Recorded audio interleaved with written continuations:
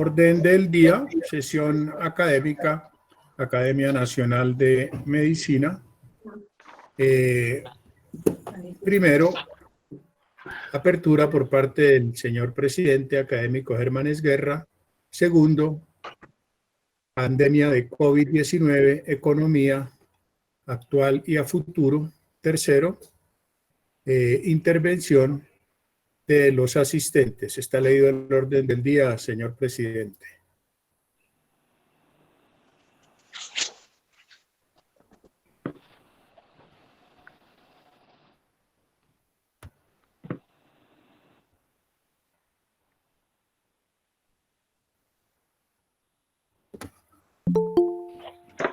Señor secretario, nos recuerda toda la concurrencia el nombre del conferencista. El conferencista es el doctor Andrés Cadena. Él es director para América Latina de McKinsey, que es una empresa consultora en economía. Es una persona ampliamente versada en el tema que hoy se va a tratar. Le damos la bienvenida al doctor Cadena y le agradecemos que esté con la Academia Nacional de Medicina esta tarde. Les agradecería que cerraran los micrófonos en este momento para que el audio mejore, por favor. Muy buenas tardes, señores académicos.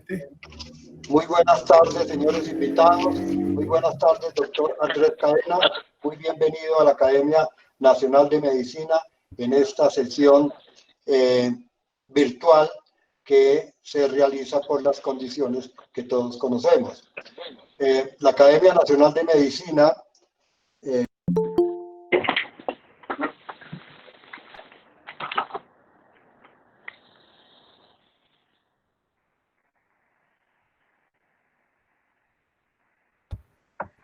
Germán tiene el micrófono cerrado. Me inicio nuevamente. La Academia Nacional de Medicina, muy buenas tardes, todos los señores académicos, muy buenas tardes, señores invitados, muy buenas tardes, doctor Andrés Cadena. La Academia Nacional de Medicina.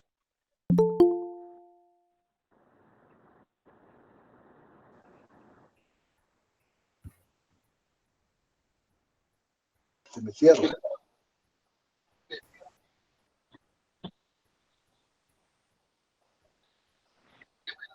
Bueno, entonces, nuevamente, muy buenas tardes, señores académicos, muy buenas tardes, señores invitados, muy buenas tardes, señor doctor Andrés Cadena. La Academia Nacional de Medicina es un órgano asesor del Gobierno Nacional en los aspectos de salud pública y educación médica. Generalmente realiza sus sesiones académicas los días jueves. Ahorita, en esta pandemia que nos está acompañando, hemos decidido desde hace varias semanas hacer las sesiones en forma consecutiva cada 8 días en forma virtual. Y estamos tratando temas importantes relacionados con la pandemia. Es así que entonces hoy invitamos al doctor Andrés Cadena, quien tiene conocimiento sobre los aspectos económicos y sociales que pueden estar siendo afectados por la pandemia del nuevo coronavirus que nos está acompañando.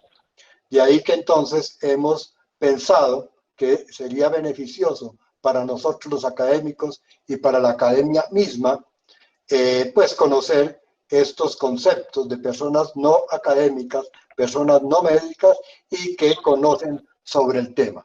De ahí que el señor doctor Andrés Cadena nos irá a ilustrar sobre los aspectos socioeconómicos que ha generado o puede generar la pandemia del coronavirus. Señor secretario, señor tesorero, se ha decidido que usted coordine como tesorero de la Academia Nacional de Medicina, coordine esta reunión. Así que tiene la palabra. Gracias, doctor Esguerra. Muy buenas tardes a todos los participantes, a todos los académicos y no académicos que nos acompañan. Quiero presentar a Andrés Cadena. La empresa McKinsey es una de las consultoras más grandes del mundo a nivel pues internacional en todos los aspectos. Tal vez es la top en el mundo. Andrés es socio desde hace 25 años de la consultora McKinsey, pero además es miembro, es el director del Instituto de Pensamiento Global de McKinsey, y como director está liderando en Latinoamérica todos los que son los sectores y las tendencias a nivel financiero, de desarrollo económico, social y toda la parte del sector público en América Latina. Por eso es una de las personas que tiene en este momento, pues creo, el mayor conocimiento de la parte económica, no solamente del país, sino de Latinoamérica y del mundo. Y eso es lo que realmente hemos pedido que nos ilustre sobre estas situaciones que estamos viviendo en este momento. Para la salud, Andrés, el COVID-19 ha sido una situación completamente inédita. Esto no había sucedido nunca y por eso todo lo que es el sector salud no estaba preparado para el manejo de este problema a nivel médico. Esto ha repercutido también a nivel económico, no solamente en Colombia, sino en el mundo. Al parecer también es una situación inédita a nivel económico, en donde lo que se observa es un choque en la demanda, un choque en la oferta, una disminución en todos los procesos de crecimiento de absolutamente todos los países, unas tasas de desempleo absurdas que no sé, y queremos de todos sus conocimientos mirar a ver cuál es el presente que ya estamos en un momento dado viviendo, sufriendo, pero lo que más nos interesa es las repercusiones futuras de este presente a nivel financiero, a nivel de desarrollo económico, a nivel social, a nivel público, a nivel político, que también nos parece interesante la famosa biopolítica del futuro de lo que va a pasar en Colombia y en el mundo. Andrés tiene la palabra. Entonces, la dinámica va a ser que nos va a hacer la presentación. Después de la presentación, los académicos van a hacer algunas preguntas por el micrófono y se resuelve durante esto. Tenemos un buen tiempo para resolverle y le agradecemos a usted su generosidad y el tiempo que va a estar con nosotros acá. Tiene la palabra, Andrés. Bueno, pues primero que todo, muchísimas gracias por la invitación. Es un placer estar con ustedes. Yo les tengo que confesar que en mi familia siempre quisieron que yo fuera médico y nunca lo fui. Mi abuelo en particular, que fue médico, y mis tíos que son médicos, siempre pensaron que yo iba a ser médico. Mi abuelo, que algunos de ustedes probablemente conocieron, era un profesor también de medicina, Darío Cadena Camacho, y me dejó parte de su colección esperando que algún día estudiara medicina y nunca lo hice. Pero bueno, por lo menos tengo el placer de dirigirme a ustedes. Yo hoy les voy a hablar rápidamente de lo que en nuestra perspectiva está pasando con el coronavirus. Y obviamente me voy a enfocar mucho más en la parte económica. Voy a ver si logro presentarme, dicen por favor si ven un par de láminas para acompañar la presentación y hacerla un poco más dinámica. Vamos a ver si nos funciona bien. ¿Sí ven bien esta presentación ahí?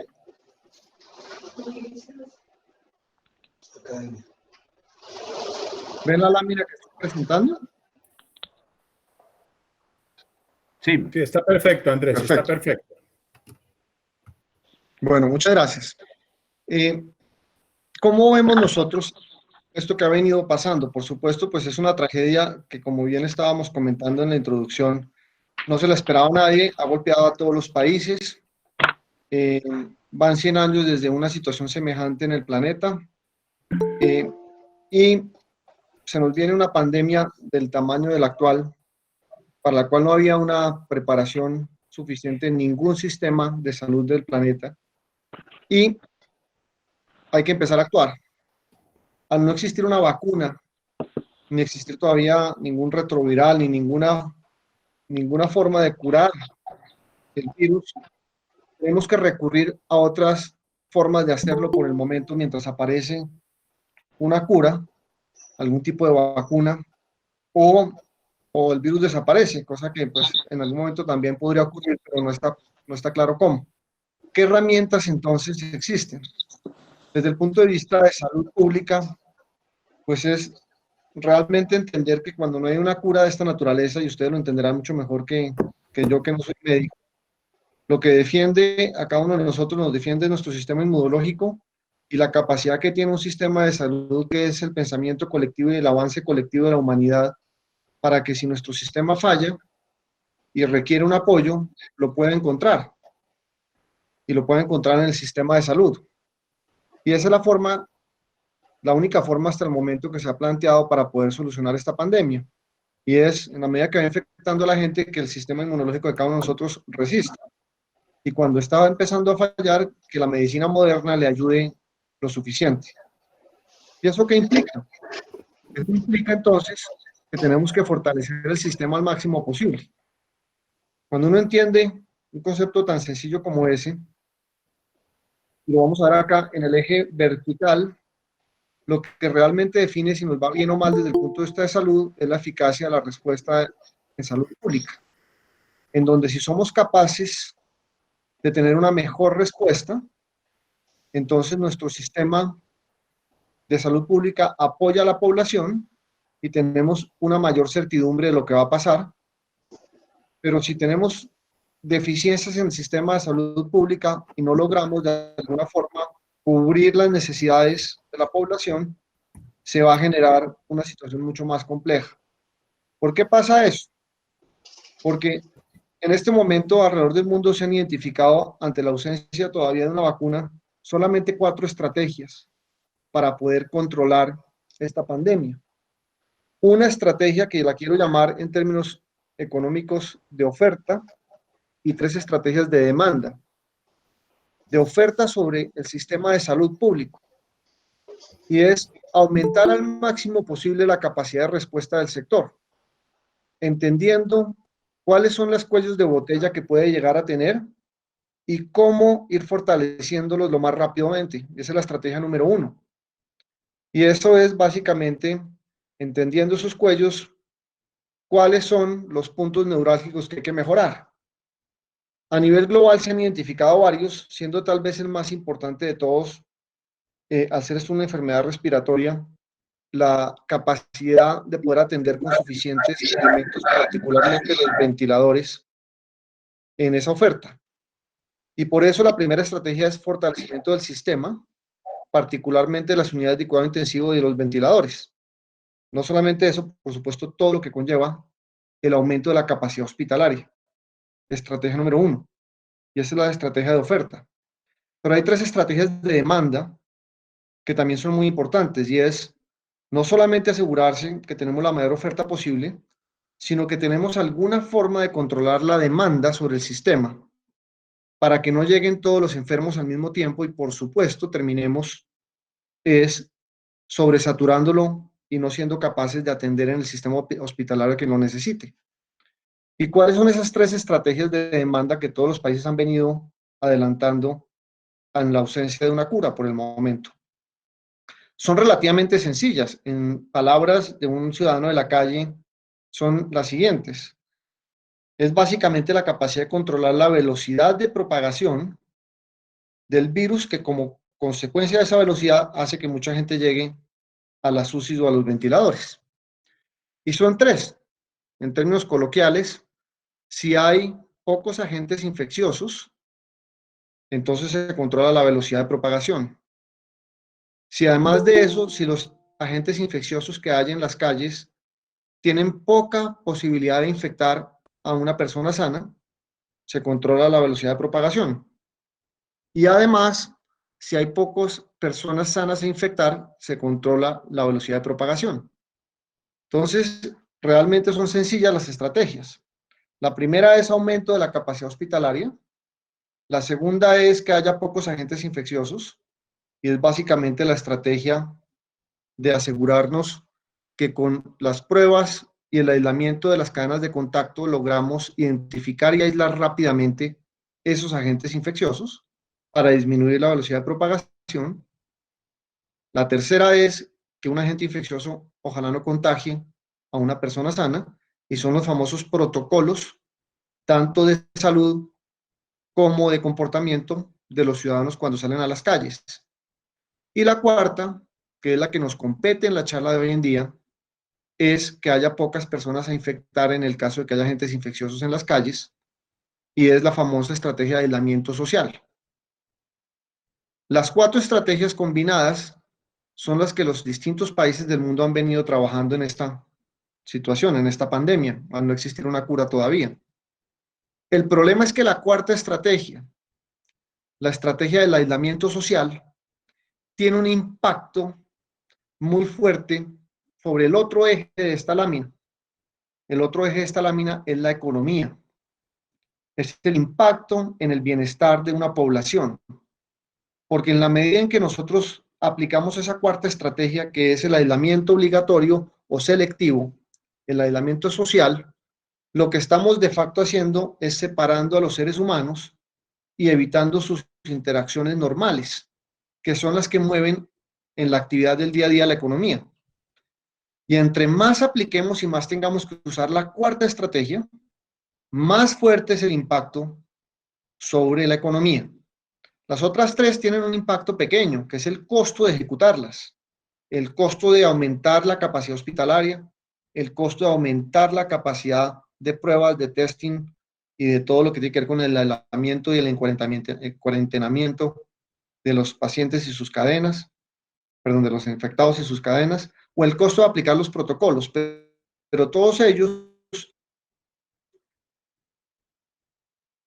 en costo económico son efectivos con la estrategia, que es la estrategia realmente de separación. Esa estrategia de separación puede llegar a ser tan fuerte, y la vivimos nosotros en Colombia las semanas, hasta la semana casi antepasada o pasada, que termina generando un shock sobre la economía, un shock primero de demanda, apagando la demanda, que implica un shock de oferta y que implica un shock de ingresos. Cuando esos shocks pasan, casi nunca en la historia de la humanidad pasan al tiempo los 3. Un shock de demanda en donde la gente no consume, un shock de oferta en donde la gente no ofrece, y un shock de ingresos en donde no hay plata ni con qué ofrecer ni con qué consumir.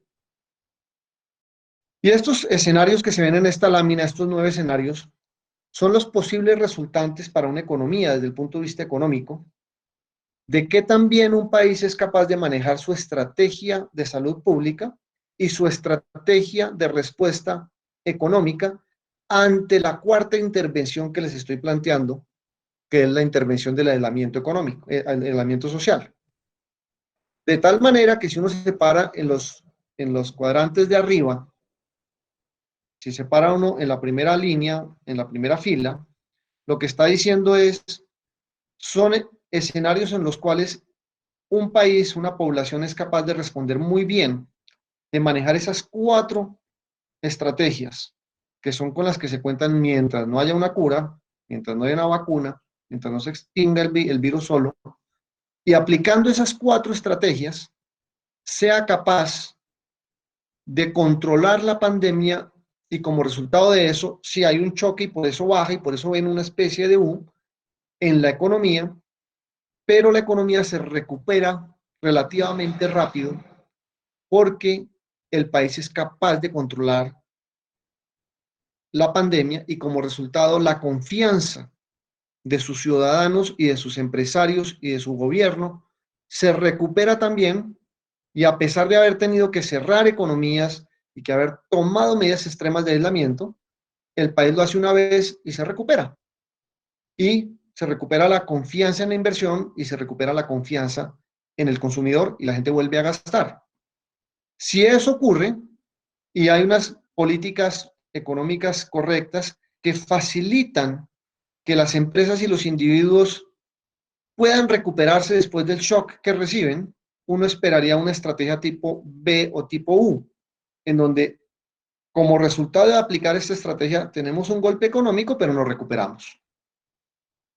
Por el contrario, si estamos en las de abajo, y me voy a parar en la fila de abajo, esa implica mucho más una situación en la cual no somos capaces de controlar bien el virus, y o no construimos la oferta necesaria del sistema, ¿no? Aumentamos la capacidad del sistema hospitalario, o nunca tuvimos la capacidad de aislar a los agentes transmisores a tiempo en las cantidades requeridas, o nunca aplicamos los protocolos y la gente salió a la calle con la misma tranquilidad que salía antes de que apareciera el coronavirus, o las estrategias de aislamiento social no nos sirvieron y la gente no las cumplió, o no fueron suficientemente efectivas, o una combinación de esas cuatro.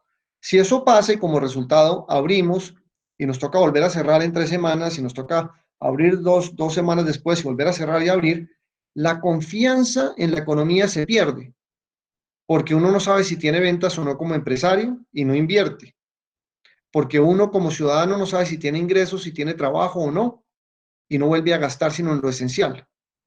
Y como resultado, esos impactos económicos terminan volviéndose impactos de más largo plazo. Y eso define al final del día esa capacidad de administrar bien el virus y de responder bien desde el sector salud y de responder ante esa cuarta estrategia bien desde el sector económico. Si se combinan, estamos en los escenarios de arriba. Si no se combinan y no funcionan, estamos en los de abajo. Esos son básicamente los conceptos básicos de cómo se manejan esas dos dualidades de controlar una pandemia de esta naturaleza con esa cuarta estrategia, después de que aplicamos las intervenciones médicas y además de eso nos toca la cuarta y el impacto que tiene en la economía. Le voy a poner números y cifras a esta lámina. Acá estamos viendo lo que implica eso y les voy a mostrar el escenario A1. Si ven en esta lámina, el escenario A1 es el de toda la mitad. ¿Qué implica el escenario A1? El escenario A1 lo que nos está diciendo es: hay una respuesta relativamente eficaz económica, pero el virus no lo controlamos y reaparece. Y como resultado nos toca volver a utilizar con fuerza esa estrategia de aislamiento. Y eso nos pasa por 3-4 meses. Ese escenario tiene este tipo de números. Si ustedes, perdón por el teléfono que está sonando aquí, espero que alguien conteste en otro lado. Si lo vemos, ¿qué implica? Implica que la caída del Producto Interno Bruto a nivel global para este año será de cerca del 6% y para América Latina de cerca del 10%. Este escenario de la mitad. Ustedes se podrían imaginar qué tan malo puede ser un escenario como el B3 de la esquina. Ese escenario A1 ya es un escenario negativo y si me preguntan a mí dónde estamos hoy en día, nosotros probablemente estemos entre un escenario A3 y un escenario A1. El escenario A4 de la esquina es demasiado optimista. Es un escenario de una caída corta de 2 puntos, 3 puntos de economía. Estamos entre el A3 y el A1, que implica que estamos en una caída entre el 5 y el 10% en general en América Latina este año 2020. Y es muy posible que Colombia tenga unos números semejantes. ¿Qué implica una caída de ese tamaño? Implica un aumento en el desempleo brutal. Para darles algunas cifras específicas, en las últimas 2 semanas del mes de marzo en Colombia, en los números oficiales presentados ya por el DANE, hubo una destrucción de empleos, comparando año a año, marzo a marzo, de cerca de 1.5 millones de empleos en Colombia. Y eso fue marzo, no está contabilizado abril ni lo que va de mayo.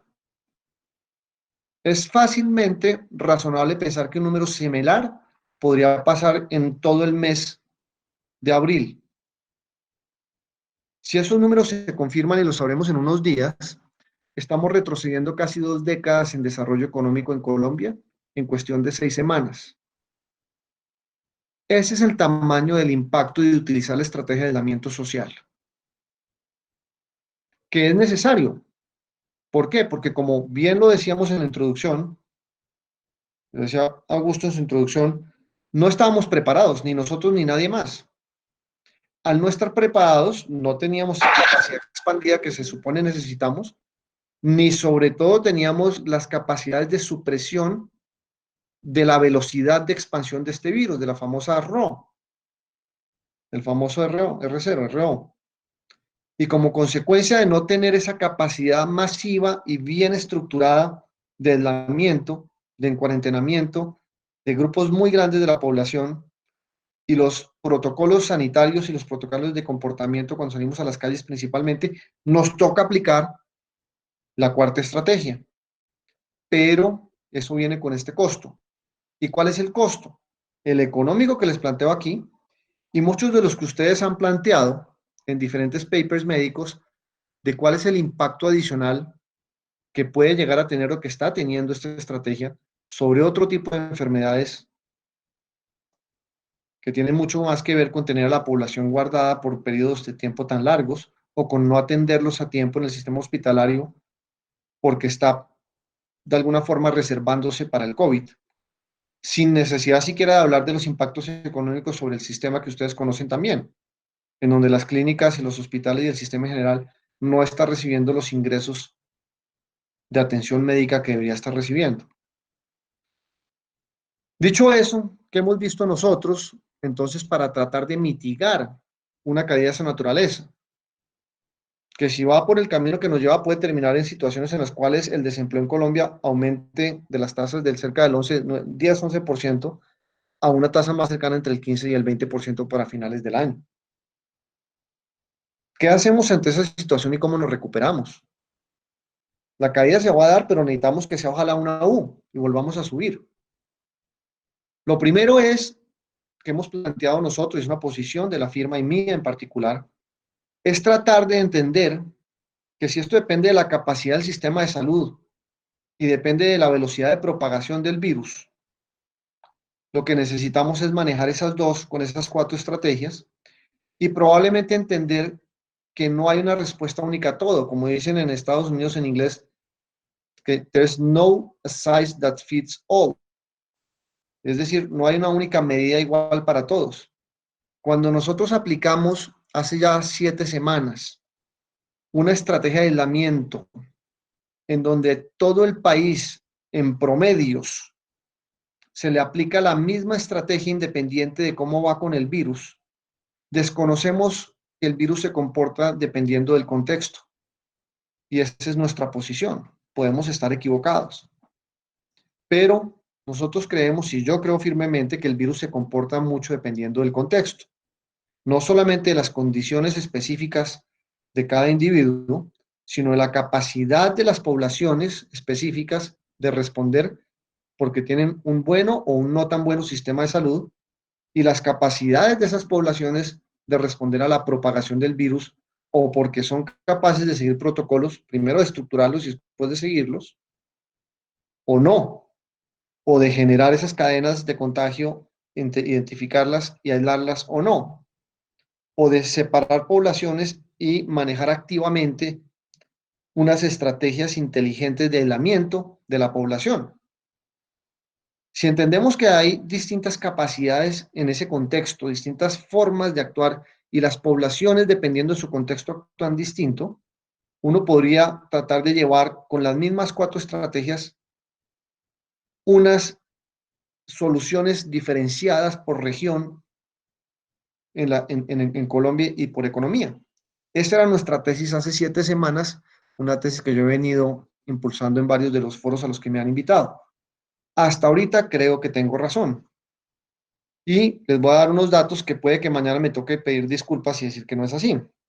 Pero si comparamos cómo se está comparando el virus, cómo está comportando el virus a lo largo de la geografía colombiana, y para no entrar en muchos detalles, cojamos las 2 grandes ciudades, Medellín y Bogotá. Colombia hoy tiene cerca de 13.000 casos y tiene 350, pasando las 350 muertes. Pero cuando descomponemos eso por regiones, vemos ya comportamientos con solo 7 semanas muy diferentes, dependiendo de contextos específicos. Uno puede decir que es suerte también, pero yo creo que tiene mucho que ver con las capacidades del sistema en cada grupo poblacional, llamémoslo aquí ciudades. Podemos verlo igual por regiones, sean departamentos o municipios. Si uno compara, por ejemplo, en este momento Medellín con Bogotá, es muy interesante ver cómo Medellín, con una estrategia semejante a la de Bogotá, está por el momento teniendo resultados diferentes, siendo Bogotá también una estrategia muy bien y sofisticada. Pero estamos viendo cerca de 380 casos, tal vez un poco menos en Medellín, y solamente 8 muertes. Cuando los números de Bogotá son muchísimos más altos tanto en casos y sobre todo en muertes. ¿Qué nos dice eso? Uno, que hay suerte en el sistema. Dos, que esas 4 estrategias y la aplicación y la especificidad del territorio pesan mucho. Y por lo tanto es importante pensar en estrategias diferenciadas que se basan principalmente en las capacidades, en este momento de salud ambas. Una es del sistema, de cuánto soy capaz de resistir al sistema, y otra de propagación del virus, de cuánto soy capaz de controlarlo. Lo mismo lo puedo ver por sectores, si no lo quiero ver por regiones, sino por sectores. Hay algunos sectores de la economía que son sectores que tienen por definición un mayor riesgo de transmisión y que además tienen un impacto diferente desde el punto de vista de la economía, o porque tienen más población vulnerable, o porque son más importantes para el empleo, o porque mueven más parte de la economía en el PIB y el valor agregado de la economía. Y por lo tanto, tratar todos los sectores iguales también tiene grandes cuestionamientos. Les voy a poner un par de ejemplos nomás. Del lado derecho se ven sectores que nunca pararon. Cuando uno dice que en Colombia estábamos en un aislamiento y 50 millones estamos aislados, no es verdad. Ustedes lo saben porque ustedes podían salir como doctores, como parte del sector salud. El sector salud, el transporte público, los servicios, las comunicaciones, la agricultura, los servicios financieros, todos los que están a la derecha podían salir. En ningún momento estuvieron aislados. Los demás sectores sí estuvieron aislados. Y también estuvieron aislados las poblaciones en riesgo, tanto las de mayores de 70 años como los menores, que si bien no están en riesgo, dada la estructura socioeconómica de Colombia, se tomó una decisión en Colombia de aislarlos. ¿Por qué? Porque 2/3 partes de los hogares en Colombia se componen de familias en donde los abuelos, los padres y los nietos viven bajo el mismo techo. Y si bien aparentemente, porque estamos todos aprendiendo, como ustedes saben más que yo, de esta enfermedad, la enfermedad no tiene el mismo efecto sobre los niños en particular, sí tiene el efecto de que los vuelve agentes transmisores si tienen el virus. Y por lo tanto, si llegan a su casa y están conviviendo con sus abuelos, se lo transmiten a sus abuelos con todos los efectos que ustedes conocen mejor que yo. Eso lleva a que uno tenga que empezar a pensar que la solución es diferenciada y entender cómo ayudar a construir alrededor de esas 4 estrategias la mejor capacidad posible desde el punto de vista de respuesta de salud al sistema. Y esto es detalle de los protocolos que ya obviamente todos están sobre la mesa y se han venido desarrollando. Ahora, desde el punto de vista económico, ¿cuál es el problema?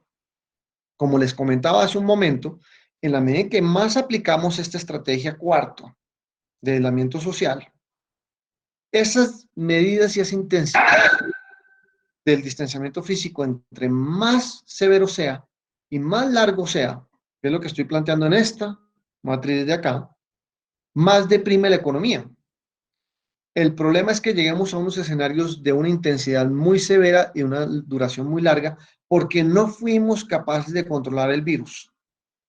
¿Y por qué es un gran problema? No solamente por obvias razones de tener a la gente guardada, sino porque si en una economía yo distancio demasiado a la gente y por mucho tiempo, y la gente no tiene la opción de trabajar toda desde casa y no tiene la opción de cerrar negocios y no tiene la opción de consumir y no tiene la opción de vender, se termina rompiendo lo que se conoce como el contrato social. ¿Y cuál es el contrato social? Es el contrato entre el empleado y el empleador. Es el contrato entre el banco y el deudor. Es el contrato en una cadena logística entre el proveedor y la empresa. Es el contrato entre el banco y el acreedor. Son todos esos contratos que norman una sociedad y la forma en que interactuamos económicamente en una sociedad. Y si eso pasa y aparecen unas grandes cifras de desempleo, entramos en una situación en la cual recuperarlo es mucho más difícil. Y ahí está el reto que quiero compartir con ustedes. Ya les comenté algunos de los números de lo que está pasando en Colombia. necesitamos encontrar una forma de recuperar esos contratos y que ese rompimiento del contrato que significan 1.5 o 3 millones o más de colombianos desempleados que devuelven a la pobreza monetaria a muchas familias que salieron durante las últimas 2 décadas y media de esa pobreza monetaria, que nos atrasan el desarrollo económico décadas nuevamente, sea temporal y lo logremos recuperar. ¿Qué implica eso? Perdón que esta lámina no me di cuenta, puse la de inglés, pero básicamente es, en la medida en que vamos aislando, va teniendo un impacto en 6 variables. ¿Qué pasa? ¿Cómo aislamos y cuál es el proceso de aislamiento de utilizar esa cuarta estrategia y cuál es el impacto en la economía? Lo primero que uno hace es que reconoce que al primero que aísla es, por supuesto, y ojalá, al que está infectado. Entonces, de 50 millones aislamos por el momento pequeños, pero que pueden aumentar. Al segundo que aísla es a las cadenas de contagio, que pueden ser, en algunos casos, hasta 40 personas por infectado, como ustedes lo saben. Entonces ya los números empiezan a crecer. Después de eso, ¿a quién aísla? A las poblaciones de mayor riesgo, y de mayor riesgo, obviamente, por las tasas de mortandad y por el impacto que tiene en su propio sistema, y esos son, en el caso de esta enfermedad, como ustedes bien saben, mayores de edad, pero sobre todo por el hecho de que si esos que tienen más propensión de terminar en una unidad de cuidado intensivo llegan en masa, colapsan el sistema para todos. Entonces, cuando uno escucha las estrategias de aislamiento, dice, están protegiendo al adulto mayor, están protegiendo a las personas de mayor edad. Es verdad, pero también una mentira, y hay que ponerla sobre la mesa, y es, se está protegiendo a todo el mundo, porque si ellos salen y se enferman, colapsan el sistema. Obviamente los que tienen preexistencia. Y después, ¿quién se aísla? El siguiente grupo, que es los que son inactivos económicamente, desde el punto de vista económico, porque no están aportando en el mismo nivel, consumen algo, pero no producen. Y esos son básicamente los estudiantes. Y desde el punto de vista médico, como lo hablábamos, hay grandes discusiones de si los niños deben estar aislados o no y el impacto que tiene tenerlos aislados. En Colombia, desafortunadamente, como estamos tan mezclados, mientras tengamos una sociedad tan inecual y con tantos problemas, particularmente en este caso de hacinamiento, pues ha tocado por el momento aislarlos, es lo que ha hecho el gobierno. Después, por supuesto, hay trabajadores que pueden trabajar desde su casa. Esos se aíslan solos. Y después queda el resto de la población económicamente activa, algunos que son los últimos que planteé yo acá, que son los de los sectores esenciales, que como les dije son cerca de 8 millones de trabajadores hoy en día que están en las calles, o estaban cuando estaba cerrado todo, y le queda a uno el resto de la población económicamente activa, que es el 1, 2, 3, el cuarto de estos niveles en las filas, que es el grueso del impacto en la economía. Y por eso ustedes escuchan las discusiones y la locución presidencial y las discusiones políticas que se presentan entre alcaldes, gobernadores y presidencia, de si vamos a soltar el comercio y qué impacto tiene, o la industria y qué impacto tiene, porque lo que están haciendo es jugando con ese pedacito y diciendo, dado que los demás están aislados y que hay un grupo que nunca va a estar aislado, ¿cuál es el impacto de soltarlos a ellos en la tasa de contagio, pero también en la economía, en estas 6 variables, en el crecimiento del PIB, en la caída en productividad de todos los sectores, en la caída del consumo, en el aumento de la pobreza, en el aumento del desempleo y en el déficit fiscal del país? Esa es, en síntesis, la problemática. ¿Cómo nosotros creemos que se debe pensar desde el punto de vista económico? Hay 4 grandes estrategias que se van ejecutando en el tiempo desde el punto de vista económico. La primera es entendiendo lo que hay que hacer en salud, porque estamos hablando de salvar vidas, y salvar vidas principalmente, no solo los que les da COVID, sino los que no tuvieron el acceso al sistema de salud que deberían haberlo tenido. Entendiendo que esa estrategia, que es principalmente el aislamiento, las otras 3 se supone que van ejecutándose bien, impactan a la economía desde el punto de vista económico. Que hay que hacer? Lo primero que hay que hacer es frenar la caída.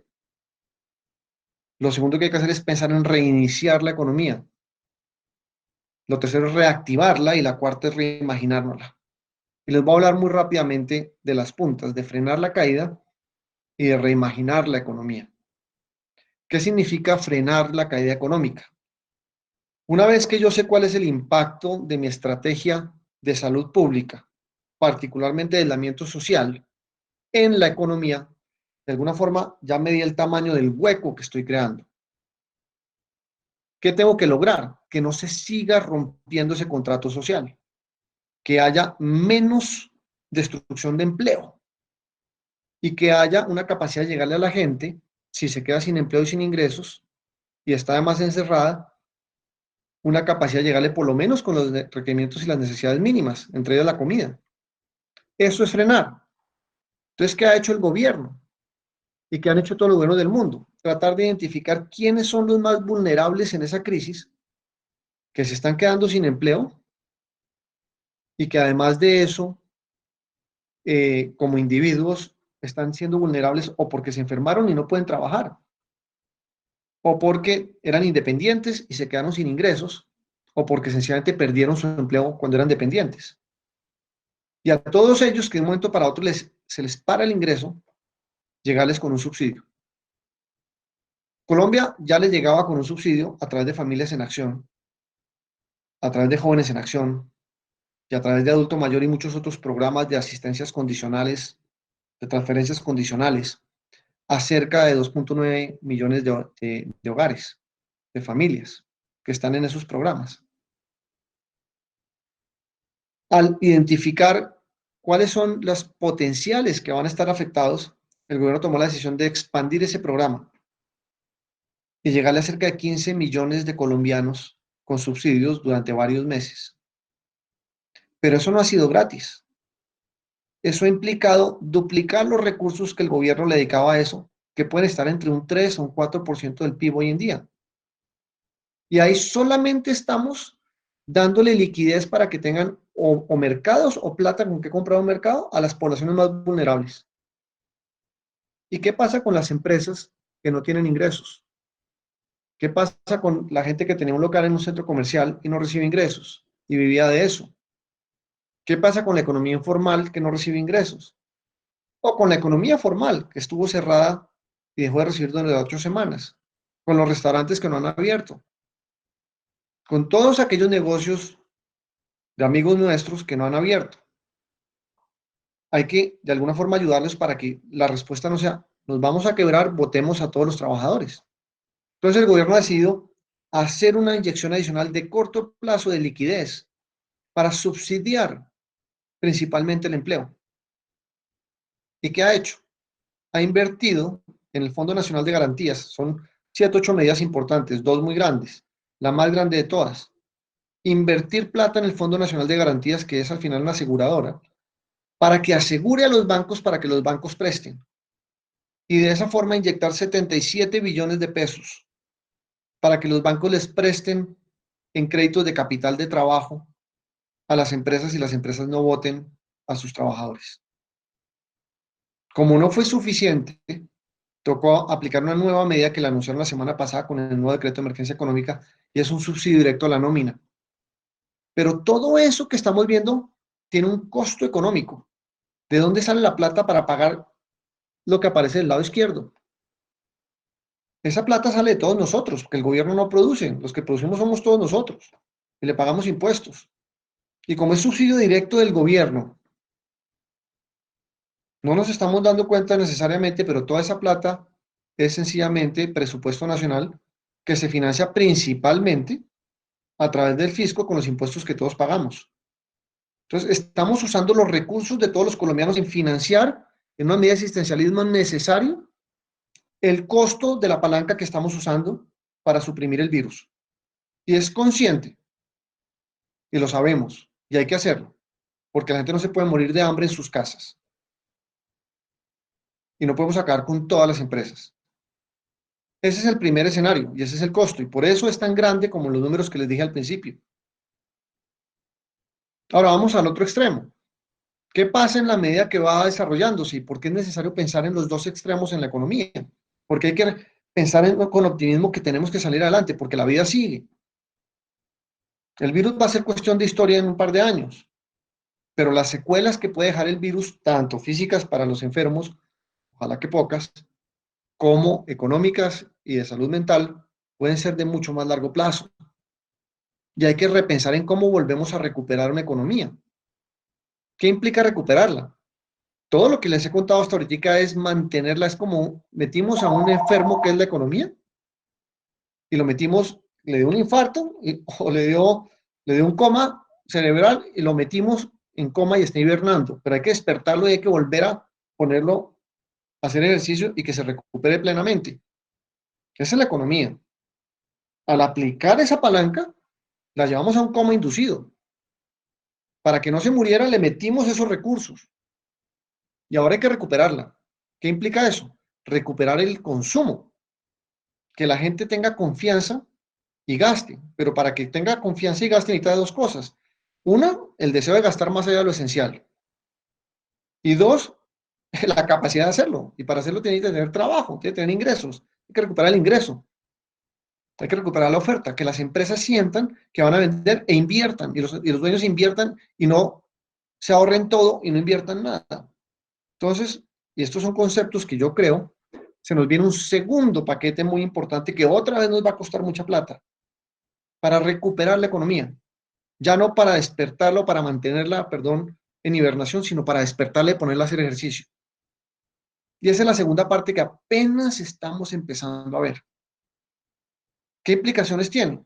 Que lo que nos gastamos ya, toda la plata que les estaba contando, que si la agregamos toda puede ser fácilmente el 10, 12, 14% del PIB de Colombia, no es suficiente.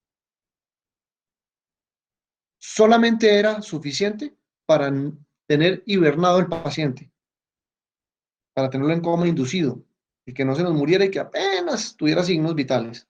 Ahora necesitamos pasarlo al otro lado, y es que se despierte, que haga ejercicio y que salga y gane la maratón. Y eso implica otro paquete, yo no sé qué tamaño, pero puede ser igual de grande o más. Entonces la pregunta es, ¿ese segundo paquete cómo lo vamos a usar? ¿Lo vamos a usar en asistencialismo como el anterior? ¿Se necesita? ¿O lo vamos a usar mucho más en una transformación de la economía y tratar de cerrar unas brechas históricas, dado que vamos a tener que gastarnos una cantidad de ahorros y endeudarnos como locos, como economía, como país, como seres, como empresas, como personas? Toda esa plata viene de recursos del futuro que los trajimos al presente. Pero si los vamos a gastar, gastémoslos bien, invirtamos. Desarrollamos el sistema de salud a un nivel increíble que nunca habíamos visto. Digitalicemos el sistema de salud. Creemos la carpeta electrónica digital de verdad. Desaparezcamos las glosas del sistema para que desde ADRES hasta las EPS, hasta las IPS, haya un streamlining de todos esos procesos y esos 9 meses de capital de trabajo que tienen quebrado a la mitad del sistema o con unas ineficiencias desaparezcan. Construyamos la infraestructura que hace falta. Y hagamos lo mismo en todos los otros sectores de la economía que nos pueden generar una capacidad de creación de empleo de corto plazo que permita que la gente tenga ahorros, más importante que ahorros, perdón, que tenga capacidad de gasto y salga y gaste y recuperen la confianza y la gente diga, oiga, como van a gastar, yo invierto como empresario para que me compren. Y volvemos a tomar el círculo virtuoso del crecimiento en infraestructura social, principalmente hospitalaria. Demostramos que podemos ahora educar a distancia, pues mejoremos la calidad del sistema educativo y utilicemos eso para sacar del atraso a tantos niños colombianos que no tenían acceso. Démosles acceso a Internet. Si vamos a gastar, gastemos bien. Digitalicemos todo. Y esa es la última etapa que no ha empezado y es la que yo quisiera dejar como último mensaje. Tenemos que pensar en la crisis, en pasar la crisis, en mejorar lo que tenemos, en entender la complicación, pero en aprovecharla también. Y es, dado que vamos a tener que dejarle a las próximas generaciones unos niveles de deuda nunca antes vistos en Colombia, hagámoslo muy responsablemente, generemos empleo para que crezca el país, crezca la productividad, crezcan los ingresos y podamos repagar esas deudas que tomamos prestadas de las generaciones futuras. Muchas gracias. Eso era lo que quería compartir con ustedes. Tengo un poco más de detalles, pero prefiero pasar a preguntas porque hablé largo. Andrés, muchas gracias por su extraordinaria conferencia. La información que nos está dando es una información vital, como usted dice, transcribiendo yo toda esa parte económica a los pacientes nuestros. Nosotros tenemos un paciente en falla multisistémica en la unidad de cuidado intensivo, intubado con falla respiratoria, falla cardíaca, falla renal, todas las fallas habidas y por haber. Y ahí es donde viene la gran preocupación, porque usted habla de que vamos a tener que invertir una cantidad de capital para sacar ese paciente adelante y tener un nuevo paciente. El gran problema que me surge a mí, usted ha dicho una serie de cosas que me parecen supremamente interesantes y se las voy a plantear de una vez y luego vamos a unas preguntas que hay en la audiencia para ver si las contesta usted que estén relacionados. Tenemos un paciente con una falla multisistémica, pero es que ese paciente ya venía con fallas multisistémicas. ¿Qué quiere decir? Todos los años nosotros vemos para ver algo muy práctico que es una reforma tributaria. ¿Por qué? Porque hay un problema estructural tributario en Colombia. Y se hace la reforma tributaria y no se soluciona el problema estructural. Tenemos también problemas de tipo estructura laboral, tenemos problemas en el corazón pensional, tenemos problemas en la salud. O sea, ese paciente que está en falla multisistémica venía ya también con una serie de problemas de tipo estructural. No sé si usted está de acuerdo con eso. Entonces, el único que no tiene falla estructural en este país es la corrupción. Esa sí sigue bien estructuradita y eso es un desangre dentro de la ecuación básica que usted dice que las familias, pero es igual para el Estado, de que tenemos ingreso igual consumo. Si nos sobra algo del consumo, le ponemos un poquito de inversión y ahorros. Hay que salvar no solamente el ingreso de las personas, las familias, las empresas, sino la de la nación, para que pueda haber consumo y pueda haber inversión. Mi preocupación es, después de todos estos problemas estructurales, ¿cómo vamos a solucionarlo con este problema tan mediático que hay de que, como usted decía, y tal vez lo resumo, hay una pérdida de la productividad que no la habíamos alcanzado respecto a países desarrollados? Hay una pérdida en el PIB que estábamos a duras penas yendo al 2 o al 3% y ahora, según la información, vamos a quedar por allá en menos, no sé, 3 o 5%. Hay un problema laboral que estamos viviendo en este momento y que se plantea como algo de reforma laboral para tratar de flexibilizar la parte laboral para evitar las pérdidas del empleo y todo esto que yo estaba diciendo. Esto es una parte. La otra pregunta y otra cosa que me parece interesante que también lo dijo y que para mí es muy importante es nosotros en los últimos años con muchos trabajos, más o menos trabajos, no sé qué tantos, habíamos logrado sacar un gran porcentaje de la pobreza para la clase media. Es decir, había un factor de movilidad social que estaba beneficiando a un grupo. Ese grupo que pasó a la clase media baja es un grupo que empieza a conocer las bondades de la movilidad social, pero que está en el filo de una navaja porque para mí, con esto que está sucediendo ahorita, van a volver a la pobreza donde estaban. Eso no le gusta a nadie. Y eso creo que va a generar un problema social muy importante porque después de haberlo tenido esos logros, tener que volver, eso genera descontento social. Y ese descontento social me preocupa que pueda ser utilizado políticamente para lograr y hacer que grupos políticos podamos volver a estados nacionalistas, autocráticos, vigilantes que se estén metiendo, como está sucediendo, por ejemplo, en China ahorita, que tiene un sistema de control político y que está limitando mucho la libertad de las personas. Yo no sé si hay unas preguntas y si usted quiere controvertir esto y luego hacemos las preguntas o hacemos las preguntas y como todo seguramente va relacionado. ¿Usted qué opina, Andrés? Bueno, muchas gracias. Escuchándote y leyendo algunas de las preguntas que están en el chat, voy a tratar de resumirlas todas en una respuesta y más bien abrirlo a más diálogo.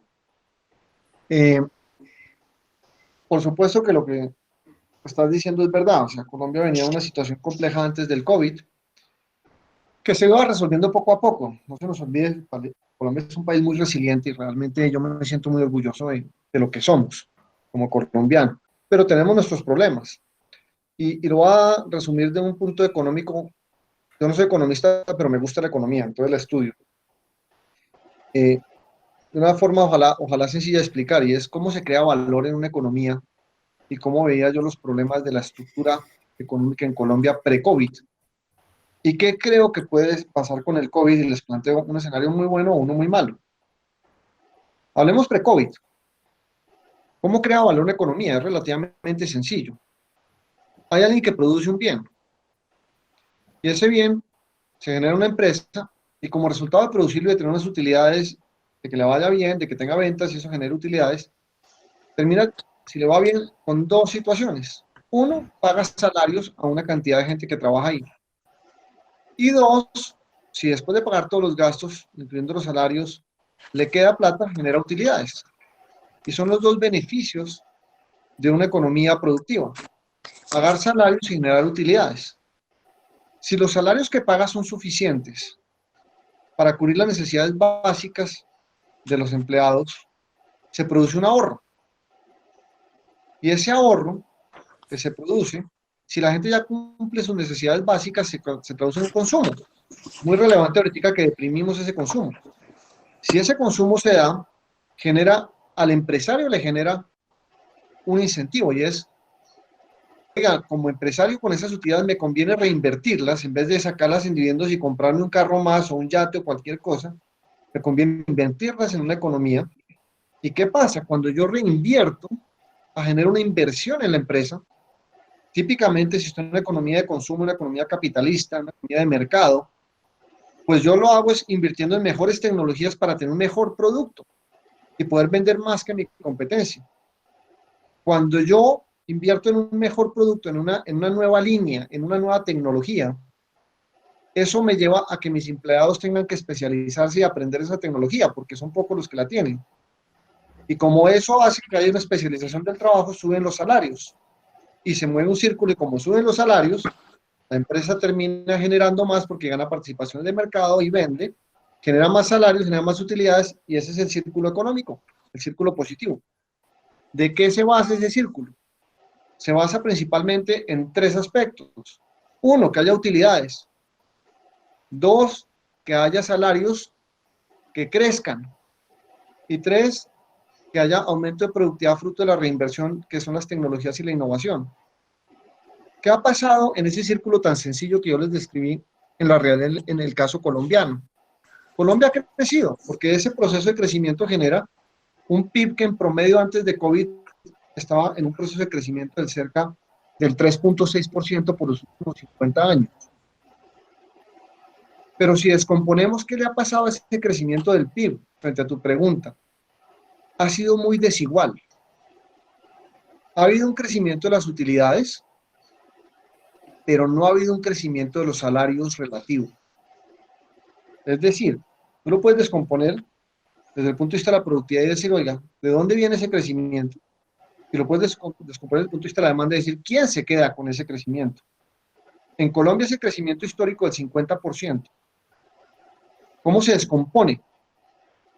Si tú lo descompones desde el punto de vista de la oferta, de la productividad, de las empresas, de la producción, uno lo puede descomponer entre el trabajo y la productividad del trabajo. Es decir, el PIB es el valor agregado de la economía, que no es nada distinto de decir cuánta gente está trabajando multiplicado por cuál la productividad de cada trabajador.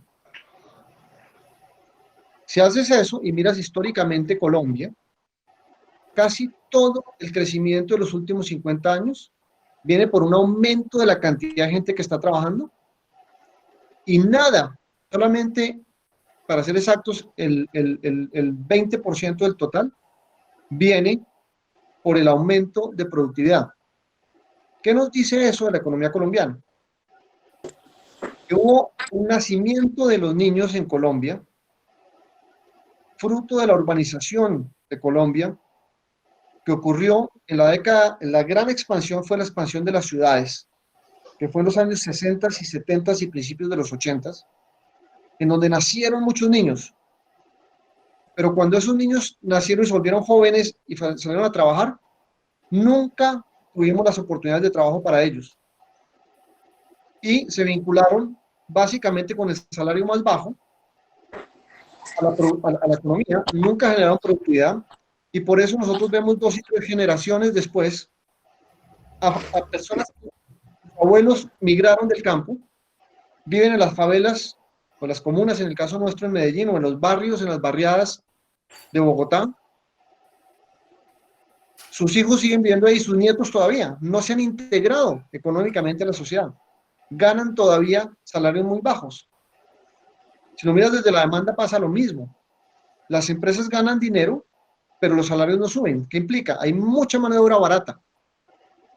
Y por la estructura económica que hemos planteado en Colombia, no hemos desarrollado un sistema en el cual hay un incentivo a innovar suficientemente. Al no haber un incentivo a innovar suficientemente, no hay suficiente inversión. Y al no haber suficiente inversión, los salarios no suben. Y ese ha sido un problema histórico de los últimos 50 años de Colombia que había que solucionar antes del COVID, que nos lleva a una muy baja productividad, sin hablar de la corrupción. ¿Por qué se da? Se da porque no hay una estructura económica que permita que facilite la innovación. Ustedes la viven en su propio sector, pero la tasa de innovación de Colombia no llega al 1% del gasto de las empresas y del PIB. No invertimos suficiente en desarrollo de tecnología. Y si no invertimos lo suficiente, ¿para qué invertimos en educación, más que en educación, en formación? Si estamos alimentándonos de una mano de obra baratísima que está en las calles. Y los sectores se componen y son informales en su gran mayoría. Colombia tiene 50% de informalidad. Eso había que solucionarlo antes del COVID. Había que generar mucha más competencia, porque la competencia es la que le permite a uno, por querer ganarse el mercado, innovar. Y mientras tuviéramos estructuras que favorecieran más las estructuras anteriores y no al consumidor y no lo protegieran en el centro de la ecuación, no se daban esas estructuras competitivas. Eso lo sabemos hace muchos años y hay amagos de tratar de mejorar y todos los gobiernos llegan con unos planes de desarrollo para tratar de mejorarlo, pero el status quo de la sociedad y de la estructura económica colombiana nos lleva a que sea mucho más difícil hacerlo. ¿Qué estaba cambiando? Y creo que es muy relevante con el COVID, y ahí paro para hacer preguntas. Que al final del día, si eso es verdad lo que yo les estoy diciendo, pues uno diría, pues innovemos más. ¿Qué es innovar? Innovar es una palabra súper extraña que uno escucha en todos lados, pero no es nada diferente de utilizar la tecnología. Es usar el cerebro para producir productividad. Antes de la revolución industrial, el concepto de productividad prácticamente no existía. La gran innovación ha sido la rueda. Pero ¿qué pasó? Con la revolución industrial nosotros entendimos como seres humanos que cuando arábamos la tierra, podíamos sacar más que una hora hombre de arado de tierra. Ese era el concepto, la unidad de producción era una hora hombre. Pero si yo me invento una máquina de vapor que se convierte en un tractor y hace lo que hacen 100 personas, descubro un concepto que se llama productividad, que son 100 horas hombre por cada hora trabajada. ¿Qué hice? Puse mi cerebro, además de mis manos, a trabajar a través de una máquina que la creé yo como ser humano. Y esa es la productividad. Eso es todo el concepto. Entonces, la innovación es el uso del conocimiento que desarrolla el ser humano para crear tecnologías a su favor. Y eso es la revolución industrial. Y ahí se separaron los países ricos de los pobres. Los que supieron utilizar la revolución industrial, los que supieron innovar, los que le llevaron esa tecnología y el acceso a grandes masas de población, se volvieron ricos. Y pasó la revolución industrial número 2 y la número 3. Llegamos a la cuarta, que es la que estamos viviendo, que es la revolución digital. Solo que esta es mucho más potente que las anteriores, porque ahora es las máquinas pensantes, las máquinas que son capaces de generar por sí mismas productividad sin que el ser humano esté encima. Y estábamos en la mitad de esta conversación cuando llegó el coronavirus. ¿Cómo Colombia podía aprovechar que estamos en las puertas del cambio tecnológico más importante en la historia de la humanidad para hacer un leapfrogging, para hacer un salto y aumentar su productividad?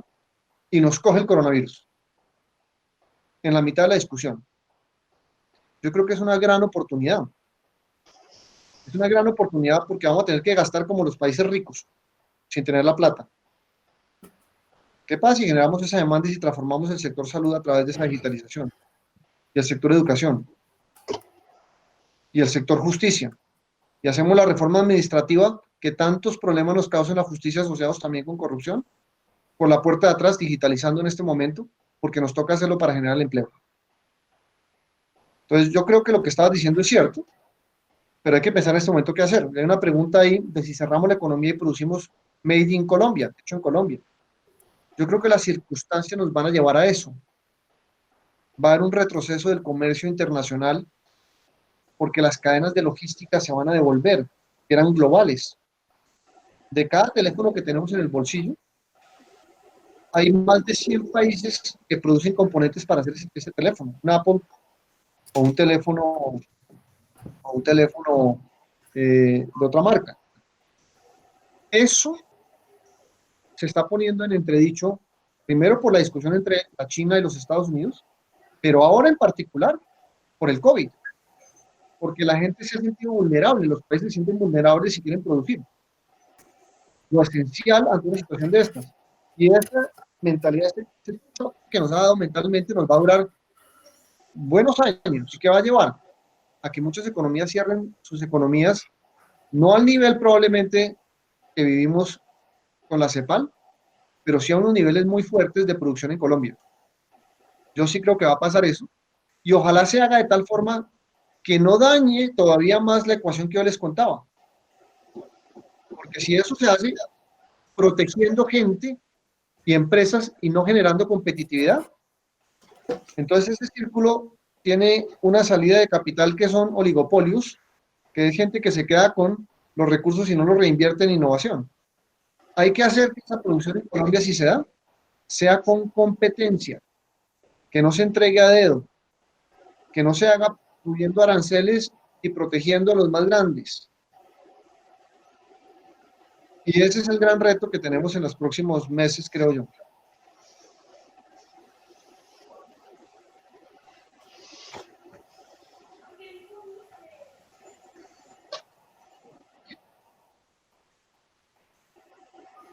¿Hay más preguntas?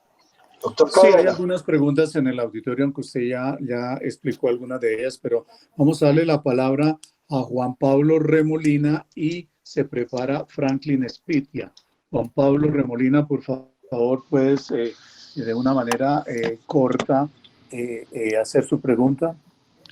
Sí, Andrés, mil gracias por esa presentación excepcional. La pregunta es muy concreta y es, ¿qué deben incorporar los nuevos planes de desarrollo para afrontar esta situación? Sobre todo, digamos, los municipios, departamentos, si hay alguna estrategias en particular que tú podrías sugerir. Gracias. Muchas gracias. Esa pregunta es compleja porque le toca uno jugar a pensar que es gobierno, ¿sí? Y los gobiernos actúan con dos cerebros, y es el cerebro, digamos que técnico, intelectual de lo que se puede hacer, y el cerebro político de lo que se debe hacer, perdón, el cerebro político de lo que se puede hacer realmente. Y como yo no soy político, esa parte de lo que se puede la voy a dejar a un lado. Hablemos más de la parte técnica de lo que uno creería que se debería hacer. Desde el punto de vista de la crisis, de COVID es muy rápidamente aumentar las capacidades, no solamente las capacidades del sector per se, que hay que hacerlo, hay que seguir haciéndolo, y las capacidades de contagio y de velocidad de contagio, sino las capacidades de entendimiento. Uno de los grandes problemas que tenemos es la falta de capacidad de entender qué es lo que pasa. Eso requiere que tengas información en línea y una capacidad de procesar esa información, de analizarla y de tomar decisiones, de plantear una estrategia de cómo moverse sin tener la información o sin tener la capacidad de procesarla y analizarla, es muy difícil. Entonces, necesitas que los gobiernos locales puedan hacer las tres cosas: aumentar su capacidad del sistema de salud, aumentar la capacidad de control del virus y de la velocidad de propagación, y aumentar su capacidad de conseguir información, transformarla, analizarla y volverla estrategias. Eso desde el punto de vista del virus. Desde el punto de vista económico y los planes de desarrollo, yo creo que en el corto plazo lo que se viene es básicamente un plan, dos escenarios que les comenté, no los conté. O nos quebramos como país por muchos años, o nos endeudamos como país y nos recuperamos. Y para mí es la diferencia entre un plan de desarrollo, un plan de acción asistencialista y populista versus un plan de acción de inversiones y de innovación. Y es, si vamos a traer esos recursos y los vamos a gastar en la economía, ¿qué tal si lo hacemos en vez de entregando más plata gratis, que en buena parte se necesitó, pensando en cómo cambiamos esa ecuación y ponemos a la gente a trabajar con esa plata? Ese sería para mí el sueño. ¿Qué implica?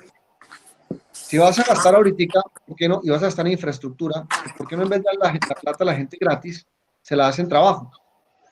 Y creamos y desarrollamos una cantidad de infraestructura que además es una brecha histórica que tenemos con unas regiones del país, y al final de la crisis pues gastamos igual la plata, pero por lo menos quedó una carretera, y la gente recibió la plata en salario, pero le quedó una carretera. ¿Qué pasa si la gastamos en infraestructura social y tenemos de construir la red hospitalaria que se requiere? ¿Qué pasa si la gastamos en infraestructura social y terminamos de crear la red de tecnología que se requiere para que los niños que no tienen acceso a Internet lo tengan y se eduquen? ¿Qué pasa si, teniendo que gastar la plata que tenemos que gastarnos, le decimos a la gente, por ejemplo, una idea muy loca? Y es, en vez de darle la plata en Familias en Acción, que llevamos 20 años haciéndolo, nos damos un abrazo y decimos, fue un gran programa, pero lo vamos a transformar. Transformémoslo ahora en un programa donde la condicionalidad no sea lo que existe hoy en día, que además no se ha graduado casi nadie, sino que sea, por ejemplo, empleo.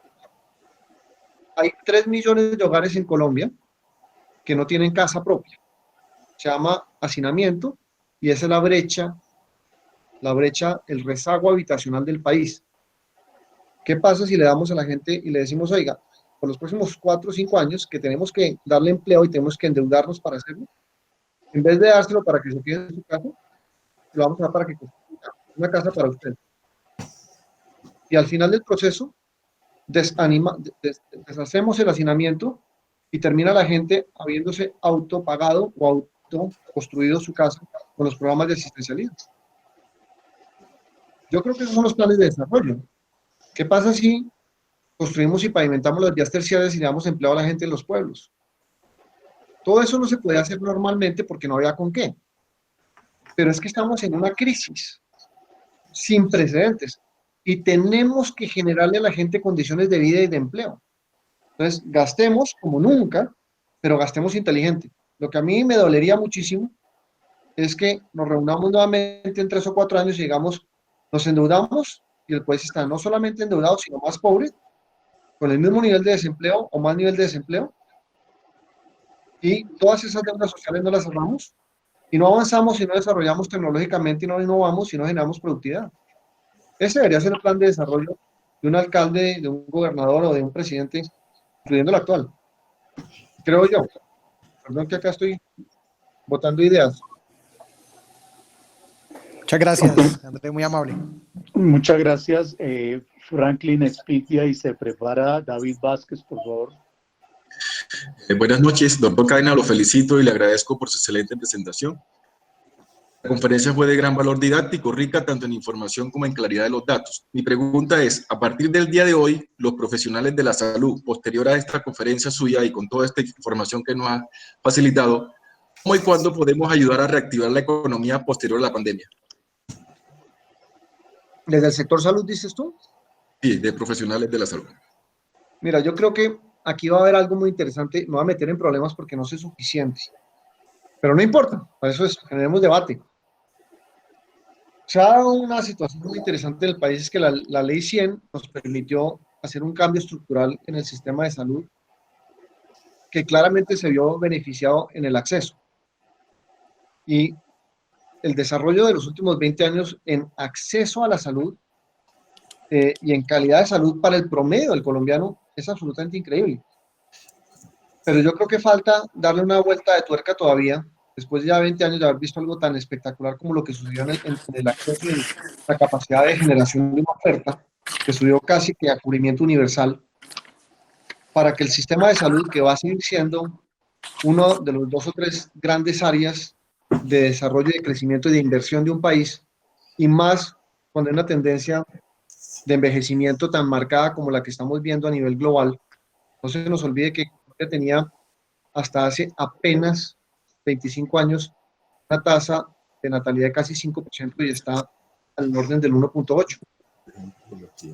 Eso implica que hay mucho menos niños para sostener una población mucho más grande y que nuestra tasa, además también de vida, el promedio de vida se ha aumentado también significativamente y mucho más en los últimos 20 años con el acceso que le hemos dado a la gente a la salud.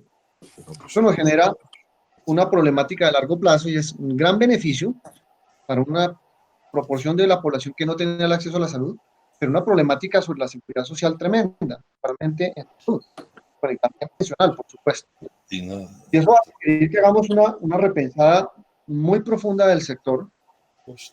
Las crisis generan oportunidades nuevamente. Yo creo que primero el sector tiene que seguir existiendo y va a tener un problema de corto plazo complejo, muy complejo. Y es que hoy en día yo no sé cómo están viendo ustedes, los que están no solamente en la academia, sino los que están obviamente en la parte administrativa, pero deben estar teniendo pesadillas, porque están viendo las clínicas desocupadas sin los ingresos tradicionales de alto valor agregado, esperando con los pacientes COVID que no llegan y con una promesa del gobierno de que algo de eso se va a pagar. Eso tiene que generar una presión muy fuerte en el corto y mediano plazo en las finanzas del sector. Que el presidente Duque muy sabiamente ha querido tratar de sanar con la ley de punto final, pero que lleva una gran discusión de corto plazo de qué va a pasar el año entrante o en 2 años con las finanzas del sistema como todo. Entonces, eso lleva a discusiones profundas de política, de salud pública y de estructura del sector. Y no sé si nos lleva a tener que pensar cómo entre todos repensar la estructura del sector y cómo se están manejando los incentivos entre el gobierno, desde el ADRES y desde obviamente la regulación, las EPS y las IPS, para que haya un mundo más sostenible para todos. Es compleja tu pregunta, pero el sector sigue y seguirá siendo un motor de desarrollo del país porque no hay opción, porque nos estamos envejeciendo y porque cada vez hay menos gente sosteniendo a más sobre un sector que demanda más servicios de salud. Entonces la demanda va a crecer y va a crecer exponencialmente. La oferta tiene que ser suficiente y de calidad. Y para llegar allá y cuadrar esa demanda galopante, estructural, con esa oferta, pues hay que encontrar que se encuentren nuevamente y que haya los recursos suficientes.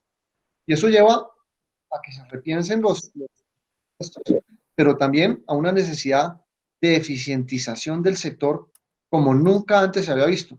Por ejemplo, yo no me imagino una EPS que pueda sobrevivir tranquila si en 5 años no es 80% digital.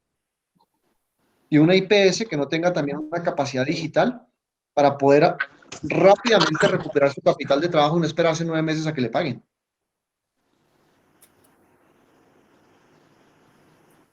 Gracias, gracias doctor. Sigue a continuación el doctor David Vázquez y se prepara el doctor Jorge Ramírez.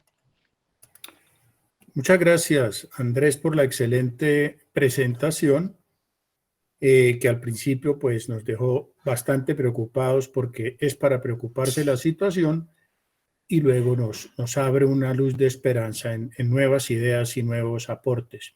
Tengo una pregunta que es la siguiente. Siempre el problema es el gris. Voy a referirme en este caso como gris a la apertura gradual. El blanco es fácil porque son las personas que en el aislamiento nunca pudieron estar aisladas porque son la línea de combate, por ejemplo, del personal de salud. Nunca se aislaron.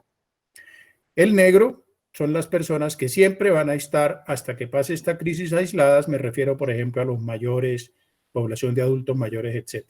Pero el gris es el problema y es ese gran grupo de trabajadores en áreas no críticas que tú las mencionaste, por ejemplo, industria, comercio, transporte aéreo y terrestre, que es el punto clave para poder darle impulso a la economía o para frenar la caída o para que vuelva a reiniciar. ¿Cómo crees tú que debería ser esa apertura de esta zona gris de grupos de trabajadores y de aportantes a la economía del país en esta apertura? ¿Cómo debería ser? ¿Cuándo? Etcétera. Porque ese precisamente es el quid del problema en estos días y en estas semanas. Mil gracias y felicitaciones nuevamente. Gracias, David. Mira, hay nuevamente hipótesis, porque pues obviamente al final hay unas estrategias de salud y de economía que le corresponden a un presidente y a un gobierno, pero hipótesis. Nosotros tenemos 50 millones de colombianos y nos coge el coronavirus y decimos, bueno, vamos a hacer una supresión muy fuerte y es básicamente vamos a aislar a los 50 millones. Nos damos cuenta que realmente no, que realmente tenemos aislados esa 42. Cuando empezamos este proceso con la cuarentena, porque 8 están en las calles, que son los sectores que están andando. Esos sectores suman entre 7, 5 y 8, 5, o sea, son 8 millones de colombianos que están en las calles y por eso cuando uno miraba por la ventana había gente, muchas veces erróneamente creía que era que estaban rompiendo la cuarentena. Puede que algunos sí, pero es que había 8 millones de colombianos en las calles de todas formas. Entonces te quedan 42. Entonces dices, ahora, ¿qué hago con 42 personas? Las tengo guardadas mientras logro que el RO baje, ojalá al 1 por debajo del 1. Listo. Y mientras eso va pasando, me voy preparando y voy preparando el sistema y voy preparando todo el esquema de testing y de pruebas, obviamente. Voy preparando los protocolos. Pero mira qué es lo que pasa. Descompongamos esos 42 millones. Tomas a los adultos mayores, tomas a los jóvenes y tomas a los que pueden hacer teletrabajo. Y si los sacas, básicamente te queda la población económicamente activa del país, que es entre 17 y 20 millones. Entonces, esos 17 a 20 millones que son la población económicamente activa, están los 8 millones y te quedan unos 10 millones, 12 millones que los tienes guardados y que mueven el 70% o el 60% del PIB. Por definición, la económicamente activa es la que mueve el PIB. Sacas a los que están jubilados, sacas a los que no están produciendo, son estudiantes, y te quedan los que trabajan. Entonces, de los 50 te quedan, digamos que 20 mal contados, o 17, lo que sea. Quitas 8 de ahí, mal contados otra vez, te quedan 10. Entonces, ¿qué hago con esos 10? ¿Cómo los saco a la calle? Porque si no los saco, no voy a recuperar la economía. Ahora, no se va a recuperar igual, porque mientras tengas guardados a los jóvenes y tengas guardados a la gente de mayor edad, ellos son consumidores también. Lo que pasa es que no son productores, entonces igual se impacta el consumo, pero no se impacta la oferta en la misma proporción. Pero igual se impacta en algo. Pero tú dices, bueno, el 80-20 es ¿qué hago con esos 10 millones? ¿Y dónde están esos 10 millones? Están en el resto de sectores guardados que tú los puedes agrupar mal agrupados, y acabo de cometer un error, pero no importa, en 4 grupos. Los que están en la industria, los que están en la construcción y la infraestructura, los que están en el comercio, servicios asociados al comercio, entretenimiento, y los que están en otros sectores. Y mal contado, también cometiendo errores, esos 10 millones los puedes dividir en 2.5, 2.5, 2.5, 2.5. Entonces, cuando tú empiezas a oír estrategias que dicen, vamos a empezar a sacar y vamos a sacar la industria, estás liberando el 25% del problema desde el punto de vista de PIB de lo que puedes hacer dado que hay una pandemia. Ah, te funciona y no colapsa significa que el RO no se dispara al 1.7 o al 2.4 cuando está sin control. Bueno, listo, entonces soltemos un poco más. Uy, subió, pero subió del 1.1 al 1.2. Listo, al 1.2, ¿qué implica? ¿El sistema nos da o no nos da? Nos da, listo. Soltemos el comercio. Uy, subió al 1.5 y del 1.5 en 4 semanas toca volver a cerrar. No, no se puede soltar todo el comercio. Esas son formas estratégicas de ir mirando cómo vas manejando la población, que son complejísimas. Yo no quisiera estar en los zapatos de un gobierno, pero se pueden hacer y tenemos unos grandes técnicos que lo entienden muy, muy bien. Y yo creo que parte de lo que estamos viendo y esas conversaciones que se están dando son alrededor de estas situaciones, en las cuales un presidente y un alcalde y un grupo de funcionarios tienen muchísimo más conocimiento porque además tienen toda la información, están mirando qué está pasando entre los distintos escenarios epidemiológicos, tratando de recuperar información importante. Por eso mi comentario de la importancia de tener la información al día, de qué pasa si yo estoy soltando, qué pasa a los 2, 3 días, porque si en esta enfermedad a los 15 días estoy sobado, porque es que con una tasa exponencial colapso el sistema. Y tengo que irlo mirando en comportamientos, en compartimientos respecto a la capacidad de mis subsistemas, porque yo puedo tener una gran capacidad del sistema hospitalario en Bogotá, pero se me colapsa el de La Guajira, ¿de qué me servía tener una gran capacidad en Bogotá? Entonces, es muy asociado a sus sectores, yo creo que es por ahí.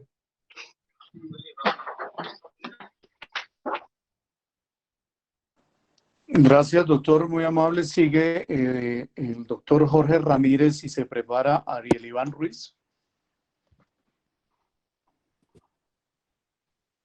Buenas noches, doctor Cadena, muchas gracias por acompañarnos y por tan excelente presentación que nos hizo, donde además de mostrar unos conocimientos muy claros sobre la macroeconomía, también tiene conocimientos muy claros de nuestro sistema de salud, conocimientos médicos sobre el COVID. Eso hace que nosotros los médicos también, además de saber mucha medicina, tengamos que tener conocimientos básicos de economía para con esto poder romper ese hielo, empezar a abrir la microempresa que todos tenemos, los que ejercemos la medicina, que se llama el consultorio. De esta manera, convencer a los pacientes para que se dejen tratar de las patologías existentes, llenar las clínicas y hospitales que, como usted dijo, están en situaciones económicas muy graves y dentro de poquito tiempo muchas van a estar quebradas. La pregunta es que usted nos comentó que en lo que va hasta marzo tenemos un retroceso de 2 décadas de lo que era nuestra economía. Y eso es muy preocupante, porque a mayo y a junio va a aumentar más. La pregunta específica es, Andrés, ¿usted cree que en cuánto tiempo nuestra economía, años o décadas también, podrá ser como era en febrero del 2020? Y segundo, fuera de vías de acuerdo, ¿cómo cree que el gobierno pueda conseguir dinero para poder reactivar la economía y como era en marzo del 2020? Gracias. Gracias, Jorge, un gran saludo. Mira, grandes preguntas que ojalá tuviera la respuesta, pero digamos locuras acá entre todos. Espérate, voy a ponerle energía al computador porque se apaga. En cuanto a tiempo, yo no soy tan negativo, ¿sabes? Porque uno en las crisis siempre ve las cosas muy negras y porque las está viviendo negras, pero en la perspectiva de largo plazo te dice a uno que hay siempre formas de verlas distintas. Yo creo que con un buen plan de inversión, y ahora te doy 3 o 4 ejemplos interesantes históricos, un buen plan de inversión nos puede llevar a que la recuperación sea mucho más rápida de lo que creamos. Y a pesar de una caída tan grande, que sea muy temporal y la recuperación también sea muy temporal. Y que en cuestión de 2 años estemos en situaciones bastante parecidas, 3 años a las anteriores. Y te voy a dar ejemplos de por qué lo creo. Parémonos en la historia de Colombia más parecida a la actual. Colombia ha tenido muchas crisis. La última grande fue en el 99 y se recuperó bien a propósito. Nos tomó 10 años reducir la tasa de desempleo, también es cierto. O sea que se recuperó bien, pero no tan bien. Nos tomó 10 años bajar a un dígito. Estábamos en un dígito, se nos disparó y 10 años después pudimos bajar a un dígito y la tocamos en un dígito el año antepasado, el año pasado. Pero paremos en la crisis de verdad. La crisis de verdad fue el año 1929. En el año 1929, Colombia venía de una situación no buena, espectacular. Colombia venía de casi una década de crecimiento del 7.5%. El presidente Abadía Méndez, que es el que le toca el año 29, ahí cambiamos a Olaya Herrera, si recuerdan, le tocó un momento muy especial porque le pagaron 13 millones de dólares cuando el dólar era más fuerte, el peso era más fuerte que el dólar. Y le pagaron 13 millones de dólares los americanos en compensación por Panamá. Y él cogió esa plata y la apalancó en los mercados internacionales y se gastó casi 100 millones de pesos de su época en un plan de expansión que duró 7.5, perdón, que nos puso a crecer 7.5% por casi una década. Colombia nunca ha crecido a la velocidad que creció en el gobierno anterior y en el gobierno de Abadía Méndez. Y esa plata no la gastamos toda. No se ahorraba nada. Se construía lo que se encontrara, se despilfarraba, se hacía de todo. Y el país crecía. Y de un momento para otro, en 6 meses, que el modelo era un modelo de préstamo, y todo el mundo nos prestaba, en estas bajiticas, entonces nos endeudábamos y nos endeudábamos y nos endeudábamos, y esa vaina, la plata era ilimitada. Y de un momento para otro, se cierran los mercados internacionales. Estados Unidos, no voy a entrar en el detalle, pero entra en crisis, el mercado internacional basado en ese modelo de expansión crediticia entra en crisis, y vamos a renovar la deuda en Colombia y no hay un peso. Nadie nos presta un peso, ni a nosotros ni a nadie. Y se secan los mercados internacionales. Y Colombia llevaba un par de añitos con el impuesto a la renta. Casi todos los impuestos eran impuestos de exportaciones, importaciones y otro tipo de impuestos, pero el impuesto de renta recaudaba era como no sé cuánto, no recuerdo ahorita, pero era muy poquito el total. O sea, no había capacidad interna de recaudación. Y nos quedamos en los rines de un día para otro. El desempleo galopante, quiebras por todos lados y cero capacidad de generación de ingresos para el fisco. Año 1929. Año 1930, terrible, ¿sí? Realmente nos lleva un poquito al 30, el 29 alcanza a pasar bien, el 30 terrible, y el 31, el nuevo gobierno de Olaya Herrera dice, oye, esto tenemos que darle una vuelta y tenemos que ser súper creativos y no tenemos con qué. ¿Y qué hacemos?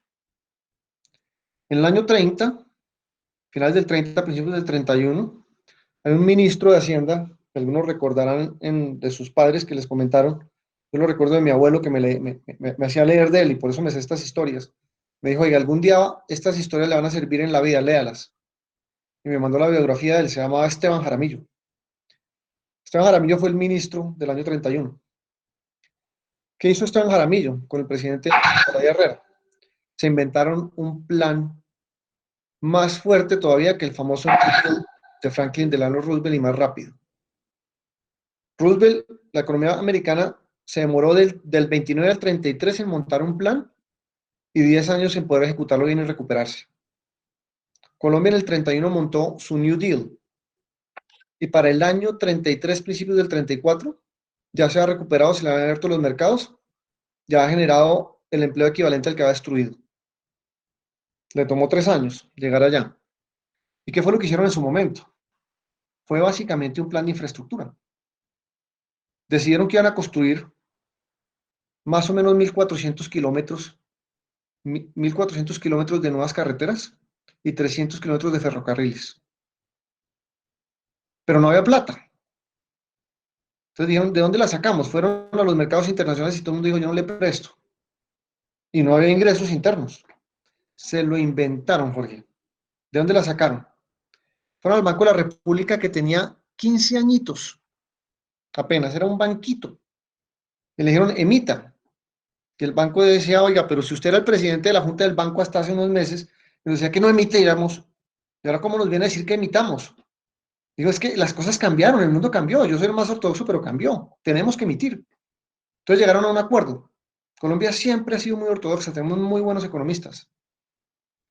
Y el banco le dijo, le presto la plata, y arrancamos con 10 millones que se fueron hasta 25 millones, con una condición: no vamos a generar una emisión loca.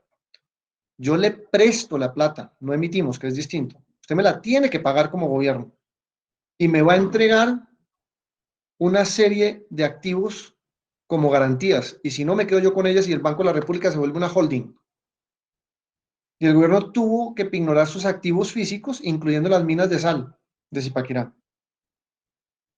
¿Y qué hizo el gobierno? Emitió un bono y el bono lo volvió dinero. Le pagó a los empleados públicos los salarios con el bono, con billeticos del bono, con accioncitas. Le dijo a las empresas, oiga, yo le compro parte de su deuda y usted le paga a los bancos con estos bonos, y nosotros empezamos a ayudarlo a transformarlas y crear unas empresas especiales de transformación. Se creó el Banco Central Hipotecario, se creó la Caja Agraria, se creó la Caja Nacional de Ahorros, y esas instituciones empezaron a hacerle una reestructuración a la economía. En ese proceso se generaron 50.000 empleos directos y 300.000 empleos indirectos solamente en las carreteras. Y con maniobras y jugadas de esa naturaleza, 3 años después, Colombia era el país que más rápido se ha recuperado de todas las Américas. Entonces nosotros tenemos la innovación, tenemos los técnicos, tenemos la historia, la tradición. Yo no soy tan negativo. Algo se nos va a ocurrir. No tenemos la plata esta vez tampoco, pero ¿qué va a pasar? Nos vamos a endeudar más, van a relajar la deuda fiscal, ya lo hicieron. Vamos a emitir en los mercados internacionales, ya lo están haciendo, ya el Fondo Monetario abrió sus créditos. Vamos a usar algo que no existía en su momento, más allá de los balances de los bancos que ya se están usando, son los fondos de pensiones. Nosotros tenemos 350 billones de pesos en ahorro privado, gracias a la ley que permitió la privatización de la seguridad social. Seamos ingeniosos de cómo los usamos, cómo los apalancamos, cómo logramos así traer inversión extranjera. Oiga, invierte en Colombia, que unos proyectos del carajo, y yo pongo con usted porque tengo con qué, el sector privado pone. Recompongamos toda la estructura del sector salud con inversiones que los vuelvan rentables. Y en últimas volvemos a hacer la misma, emitemos funny money. Vamos al Banco Central, yo creo que nadie lo quiere proponer todavía, pero y le decimos, oiga, tenga Ecopetrol. Si yo no soy capaz de pagarle, se queda con Ecopetrol. Y estoy seguro que ningún país y ningún presidente va a dejar perder Ecopetrol. Le vamos a pagar al banco de vuelta. Ya lo hicimos. Nos ayudó en su momento algo, ¿no? Se me olvidaba. Es que entramos en guerra con el Perú. Entonces hubo emergencia económica prolongada. Y eso le facilitó la vida al presidente Olaya y a Esteban Jaramillo para poder hacer pilatunas. Ya veremos. Andrés, excelente explicación y muchas gracias. No, señor. Gracias, Jorge.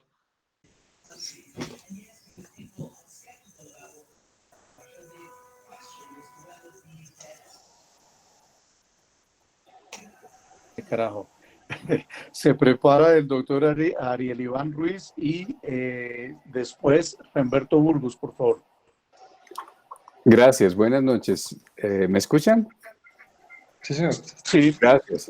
Doctor Cadena, muchas gracias por su presentación, por la claridad y también por esta cantidad de ideas que ha generado para la recuperación de la economía. Mi pregunta es, ¿usted cree que una de las recomendaciones es cerrar la economía, es decir, comprar solamente colombiano en la etapa de reinicio y reactivación? ¿O eso no tiene ningún papel importante? Gracias. Te lo comentaba ahorita, yo creo que eso se va a dar de forma natural. Yo no creo en la protección de la economía a través de un cierre, porque eso lo que genera típicamente es desincentiva la competencia. El mercado internacional, más allá de abrirte a una mayor demanda, que es importantísimo, que tú abres la tuya también, ¿no? Hay un intercambio, pero más allá de abrir a una expansión de la demanda, es una expansión de crédito al final del día, pero bueno, lo que hace es que te expone a la competencia internacional. La competencia internacional es muy importante, porque en ese círculo que yo te planteaba ahorita, el incentivo a invertir viene por dos lados. Viene porque hay un mercado y hay un consumo, y viene porque yo quiero en ese proceso de inversión mejorar.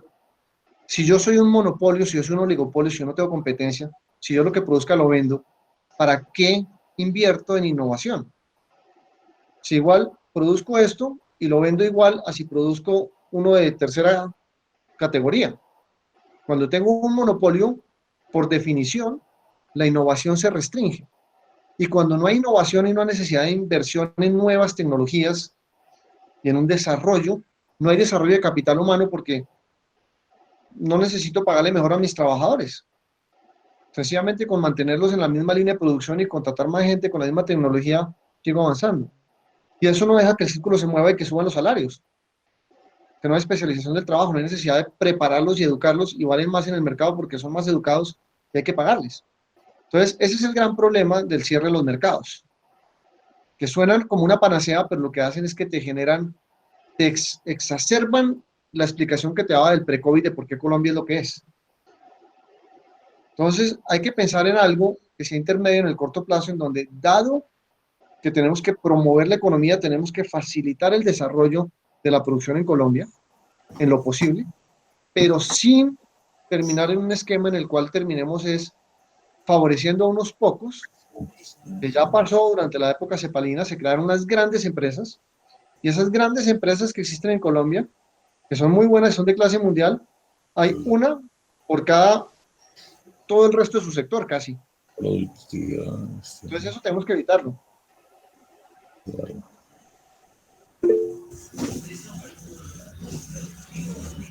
Doctor Cadena, muchísimas gracias por su tiempo, por su exquisita presentación.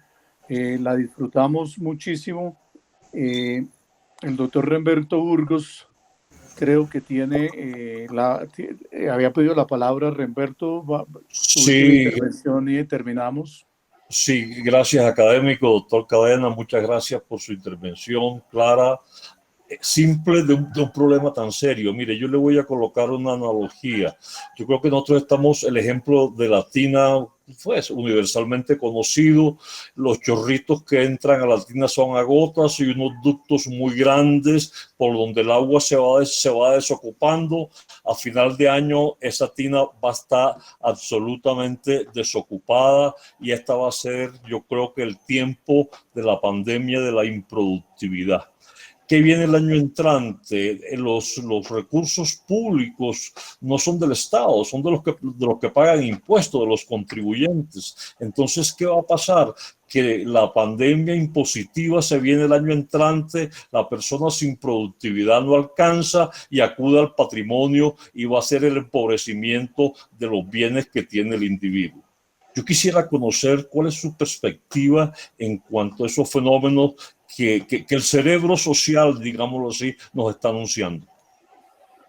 No te entendí bien la pregunta, ¿me la repites?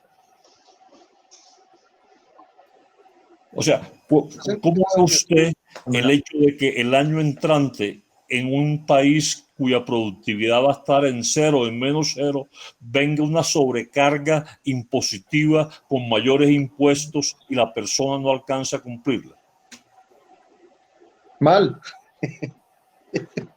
Mal, yo no creo que eso se pueda dar. Oye. Yo creo que al final del día hay que pensar en algunas reformas que son muy difíciles y no sé qué tanto los tiempos nos den. Sería muy bueno lograr pasarlas ahorita en las medidas de emergencia, pero no creo que pase.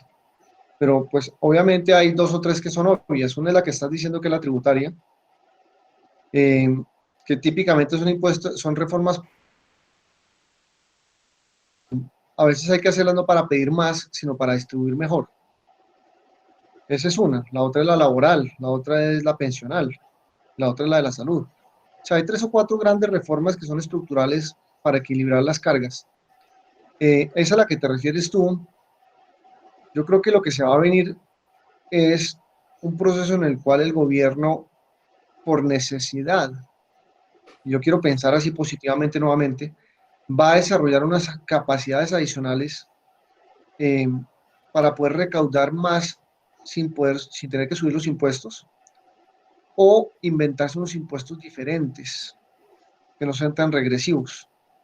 No sé si existe la capacidad política, porque es muy difícil para cualquier gobierno, de realmente equilibrar las cargas, pero sí puede existir una capacidad de poder, nuevamente utilizando nuevas tecnologías y poniendo a la DIAN at par, como dirían, a la velocidad que tiene que estar, en el nivel de eficiencia que debe estar, para que sea capaz de recaudar sobre una base más grande de la población.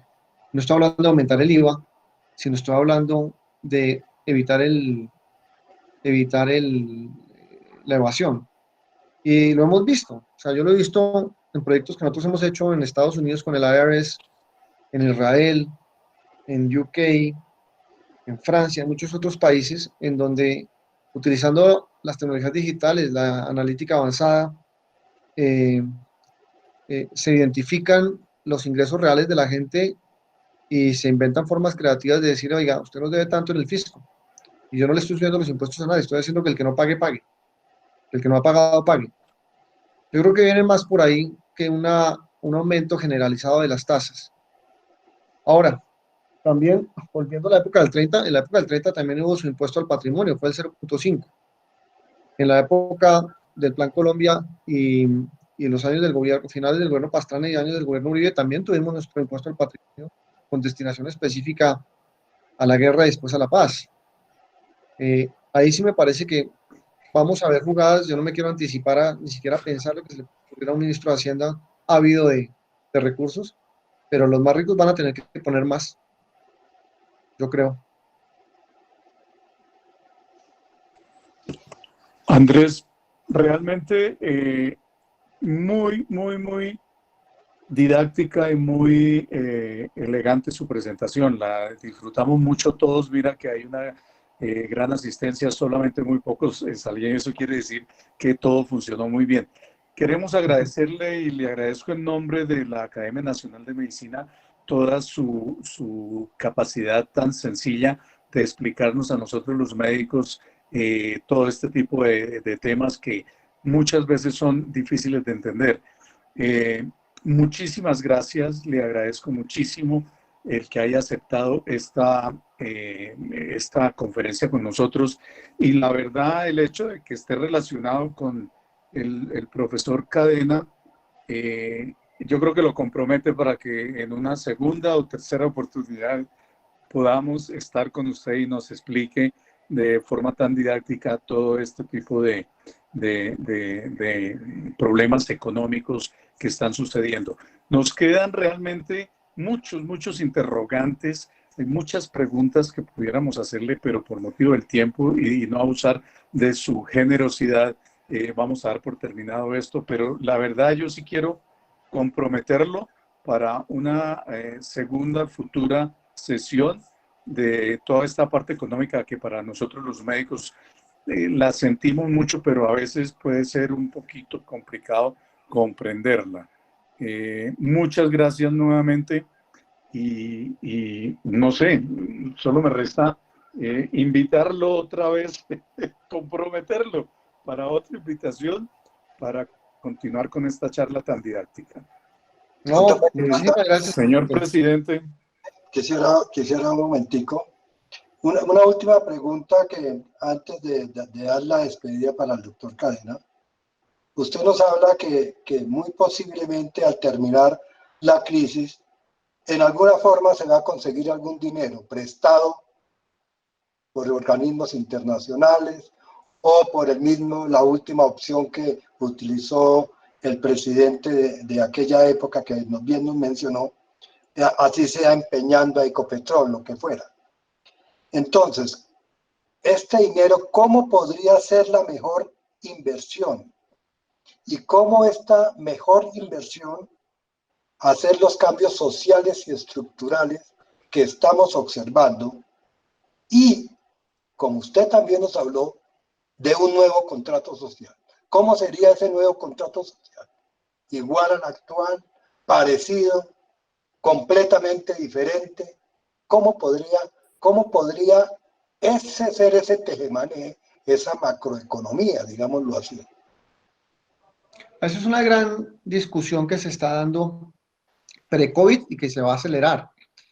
Ahora está de moda el término contrato social de vuelta. O sea, el amigo Rousseau está de moda otra vez, porque ha habido una gran discusión en los últimos 5 años. Es más, el Premio Nobel de Economía del año pasado es una pareja de esposos, él es hindú y ella es americana, si no estoy mal, y son expertos en pobreza, y escribieron un libro muy bueno que se llama Good Economics for Bad Times, en donde le dedican una muy buena parte del libro a esa pregunta que estás haciendo, y es el momento de volver a pensar un contrato social. Y ellos y muchos otros están hablando del tema, nosotros también. Es más, yo les voy a mandar, si me permiten, un documento que escribimos sobre el tema. Está en inglés, pero es muy interesante para que lo lean. Yo lo tengo en electrónico, entonces lo puedo pasar fácil en estos términos, en esta época digital. Pero ahí, básicamente, la discusión que se está dando es si nosotros hemos cerrado suficientemente las brechas entre países ricos y países pobres, y entre ricos y pobres en los distintos países. Y se está viendo, y voy a filosofar un poco, pero mira los Estados Unidos. En Estados Unidos, el ascenso del presidente Trump no es gratis. Vienen unos años antes de la llegada del presidente Trump, en donde por primera vez las generaciones actuales son más pobres que las generaciones anteriores. En Estados Unidos se dio siempre un proceso en que cuando uno nacía tenía una expectativa de famoso sueño americano, de ir mejorando. Y en ese país, que es el país más competitivo del mundo, se reversó esa tendencia, y sobre todo en el Midwest se vivió muchísimo, en el centro de Estados Unidos, un empobrecimiento relativo de la población, una diferencia de ricos y pobres muy grande, muy asociado a políticas, por ejemplo, impositivas y de repartición de cargas. Pero por todas las razones que sean, por eso, porque el conocimiento y la educación se concentró muchísimo en algunas personas de la sociedad y la capacidad de progresividad, eso se dio en muchos países. Si estabas viendo la crisis en Francia de los chalecos amarillos, las marchas en Chile, las marchas en Colombia, de principios de gobierno del presidente Duque, que coinciden pues toda la conversación nacional que se estaba llevando, que nadie se acuerda, parece que fuera hace un año, pero eso fue hace un par de meses. Todo eso era parte de una sensación a nivel global que había que repensar el contrato social.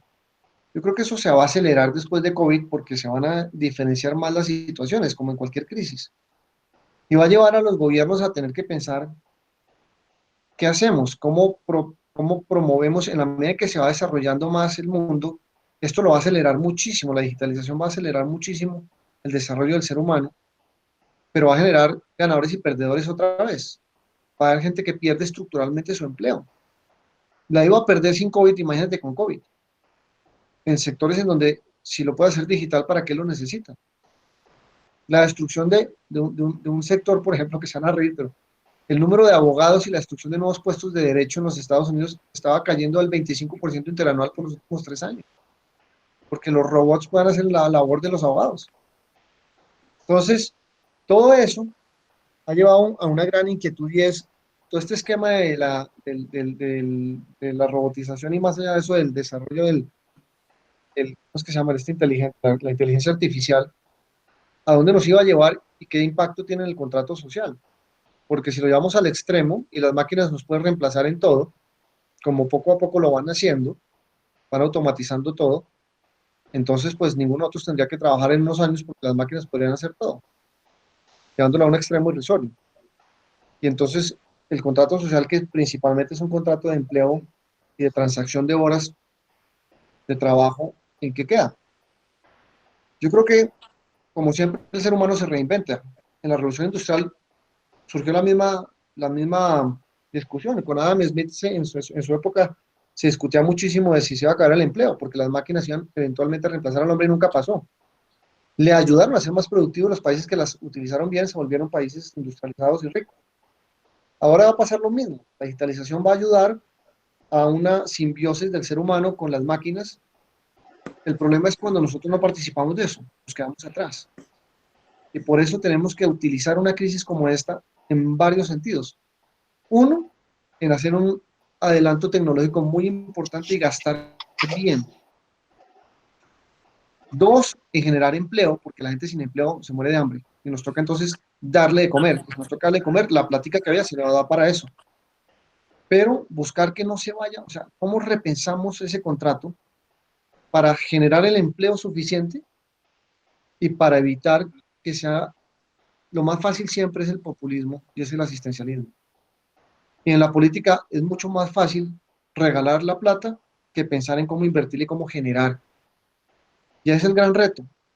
Nosotros hemos tenido la suerte de que no hemos tenido gobiernos realmente populistas. Ha habido populismo de izquierda y de derecha en Colombia, por supuesto, a nivel nacional y a nivel local, pero no rampante como hemos visto en otras economías de la región.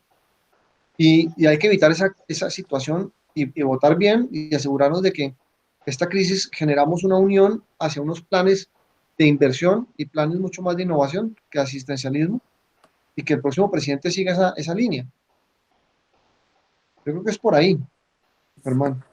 Bueno, muy bien, doctor Andrés Cadena. En nombre de la Academia Nacional de Medicina, y todos los académicos y todos los presentes en esta magnífica reunión, muchas gracias por esa excelente conferencia. Nos hizo ver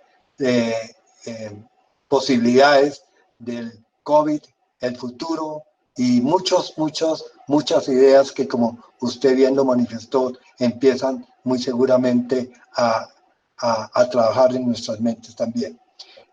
Como bien lo dijo el señor tesorero, el doctor Peñaranda, ojalá tengamos y ojalá sea prontamente nuevamente la oportunidad de escucharlo. En verdad que su charla fue muy productiva. ¿Qué tal que si nos pudiera hablar de esta economía hindú? Usted habla de la gran pobreza y cómo podrían ser posibles situaciones o posibles posiciones económicas para este nuevo contrato social que usted también menciona y nos hizo ver. No sé si pudiéramos, ¿verdad?, de una vez, cuando haya pasado un poco el momento actual, en unas 3 o 4 semanas, que nos volviera a acompañar y nos actualizara ya con algunos resultados de la misma epidemia. Por supuesto, cuando ustedes lo quieran, acá estoy. Muchas gracias. Bueno, doctor Cadena, muchas gracias. Verdad que fue excelente su conferencia. Le agradecemos mucho. Andrés, muchas gracias por su disposición y queda contratado para otra oportunidad. El hecho de que paisano nuestro, santanderiano, y del doctor Cadena también, el cual fue alumno yo en la Universidad del Rosario, yo creo que esa parte médica que no desarrolló la tiene que tener desde el punto de vista de capacidad de enseñarnos a nosotros los médicos toda esta parte de economía y macroeconomía que es muy importante. Muchas gracias nuevamente y excelente su charla. La disfrutamos todos. Mire que hasta este momento hay en este momento una cantidad de personas todavía oyéndolo. Muy amable nuevamente y excelente presentación. Muchas gracias. Hasta luego a todos. Que estén muy bien, hombre. Mil gracias. Buenas noches. Buenas noches. Excelente. Bueno, muy bien, excelente. Aló, sí, una presentación excelente. Una conferencia excelente, un expositor excelente, muy claro.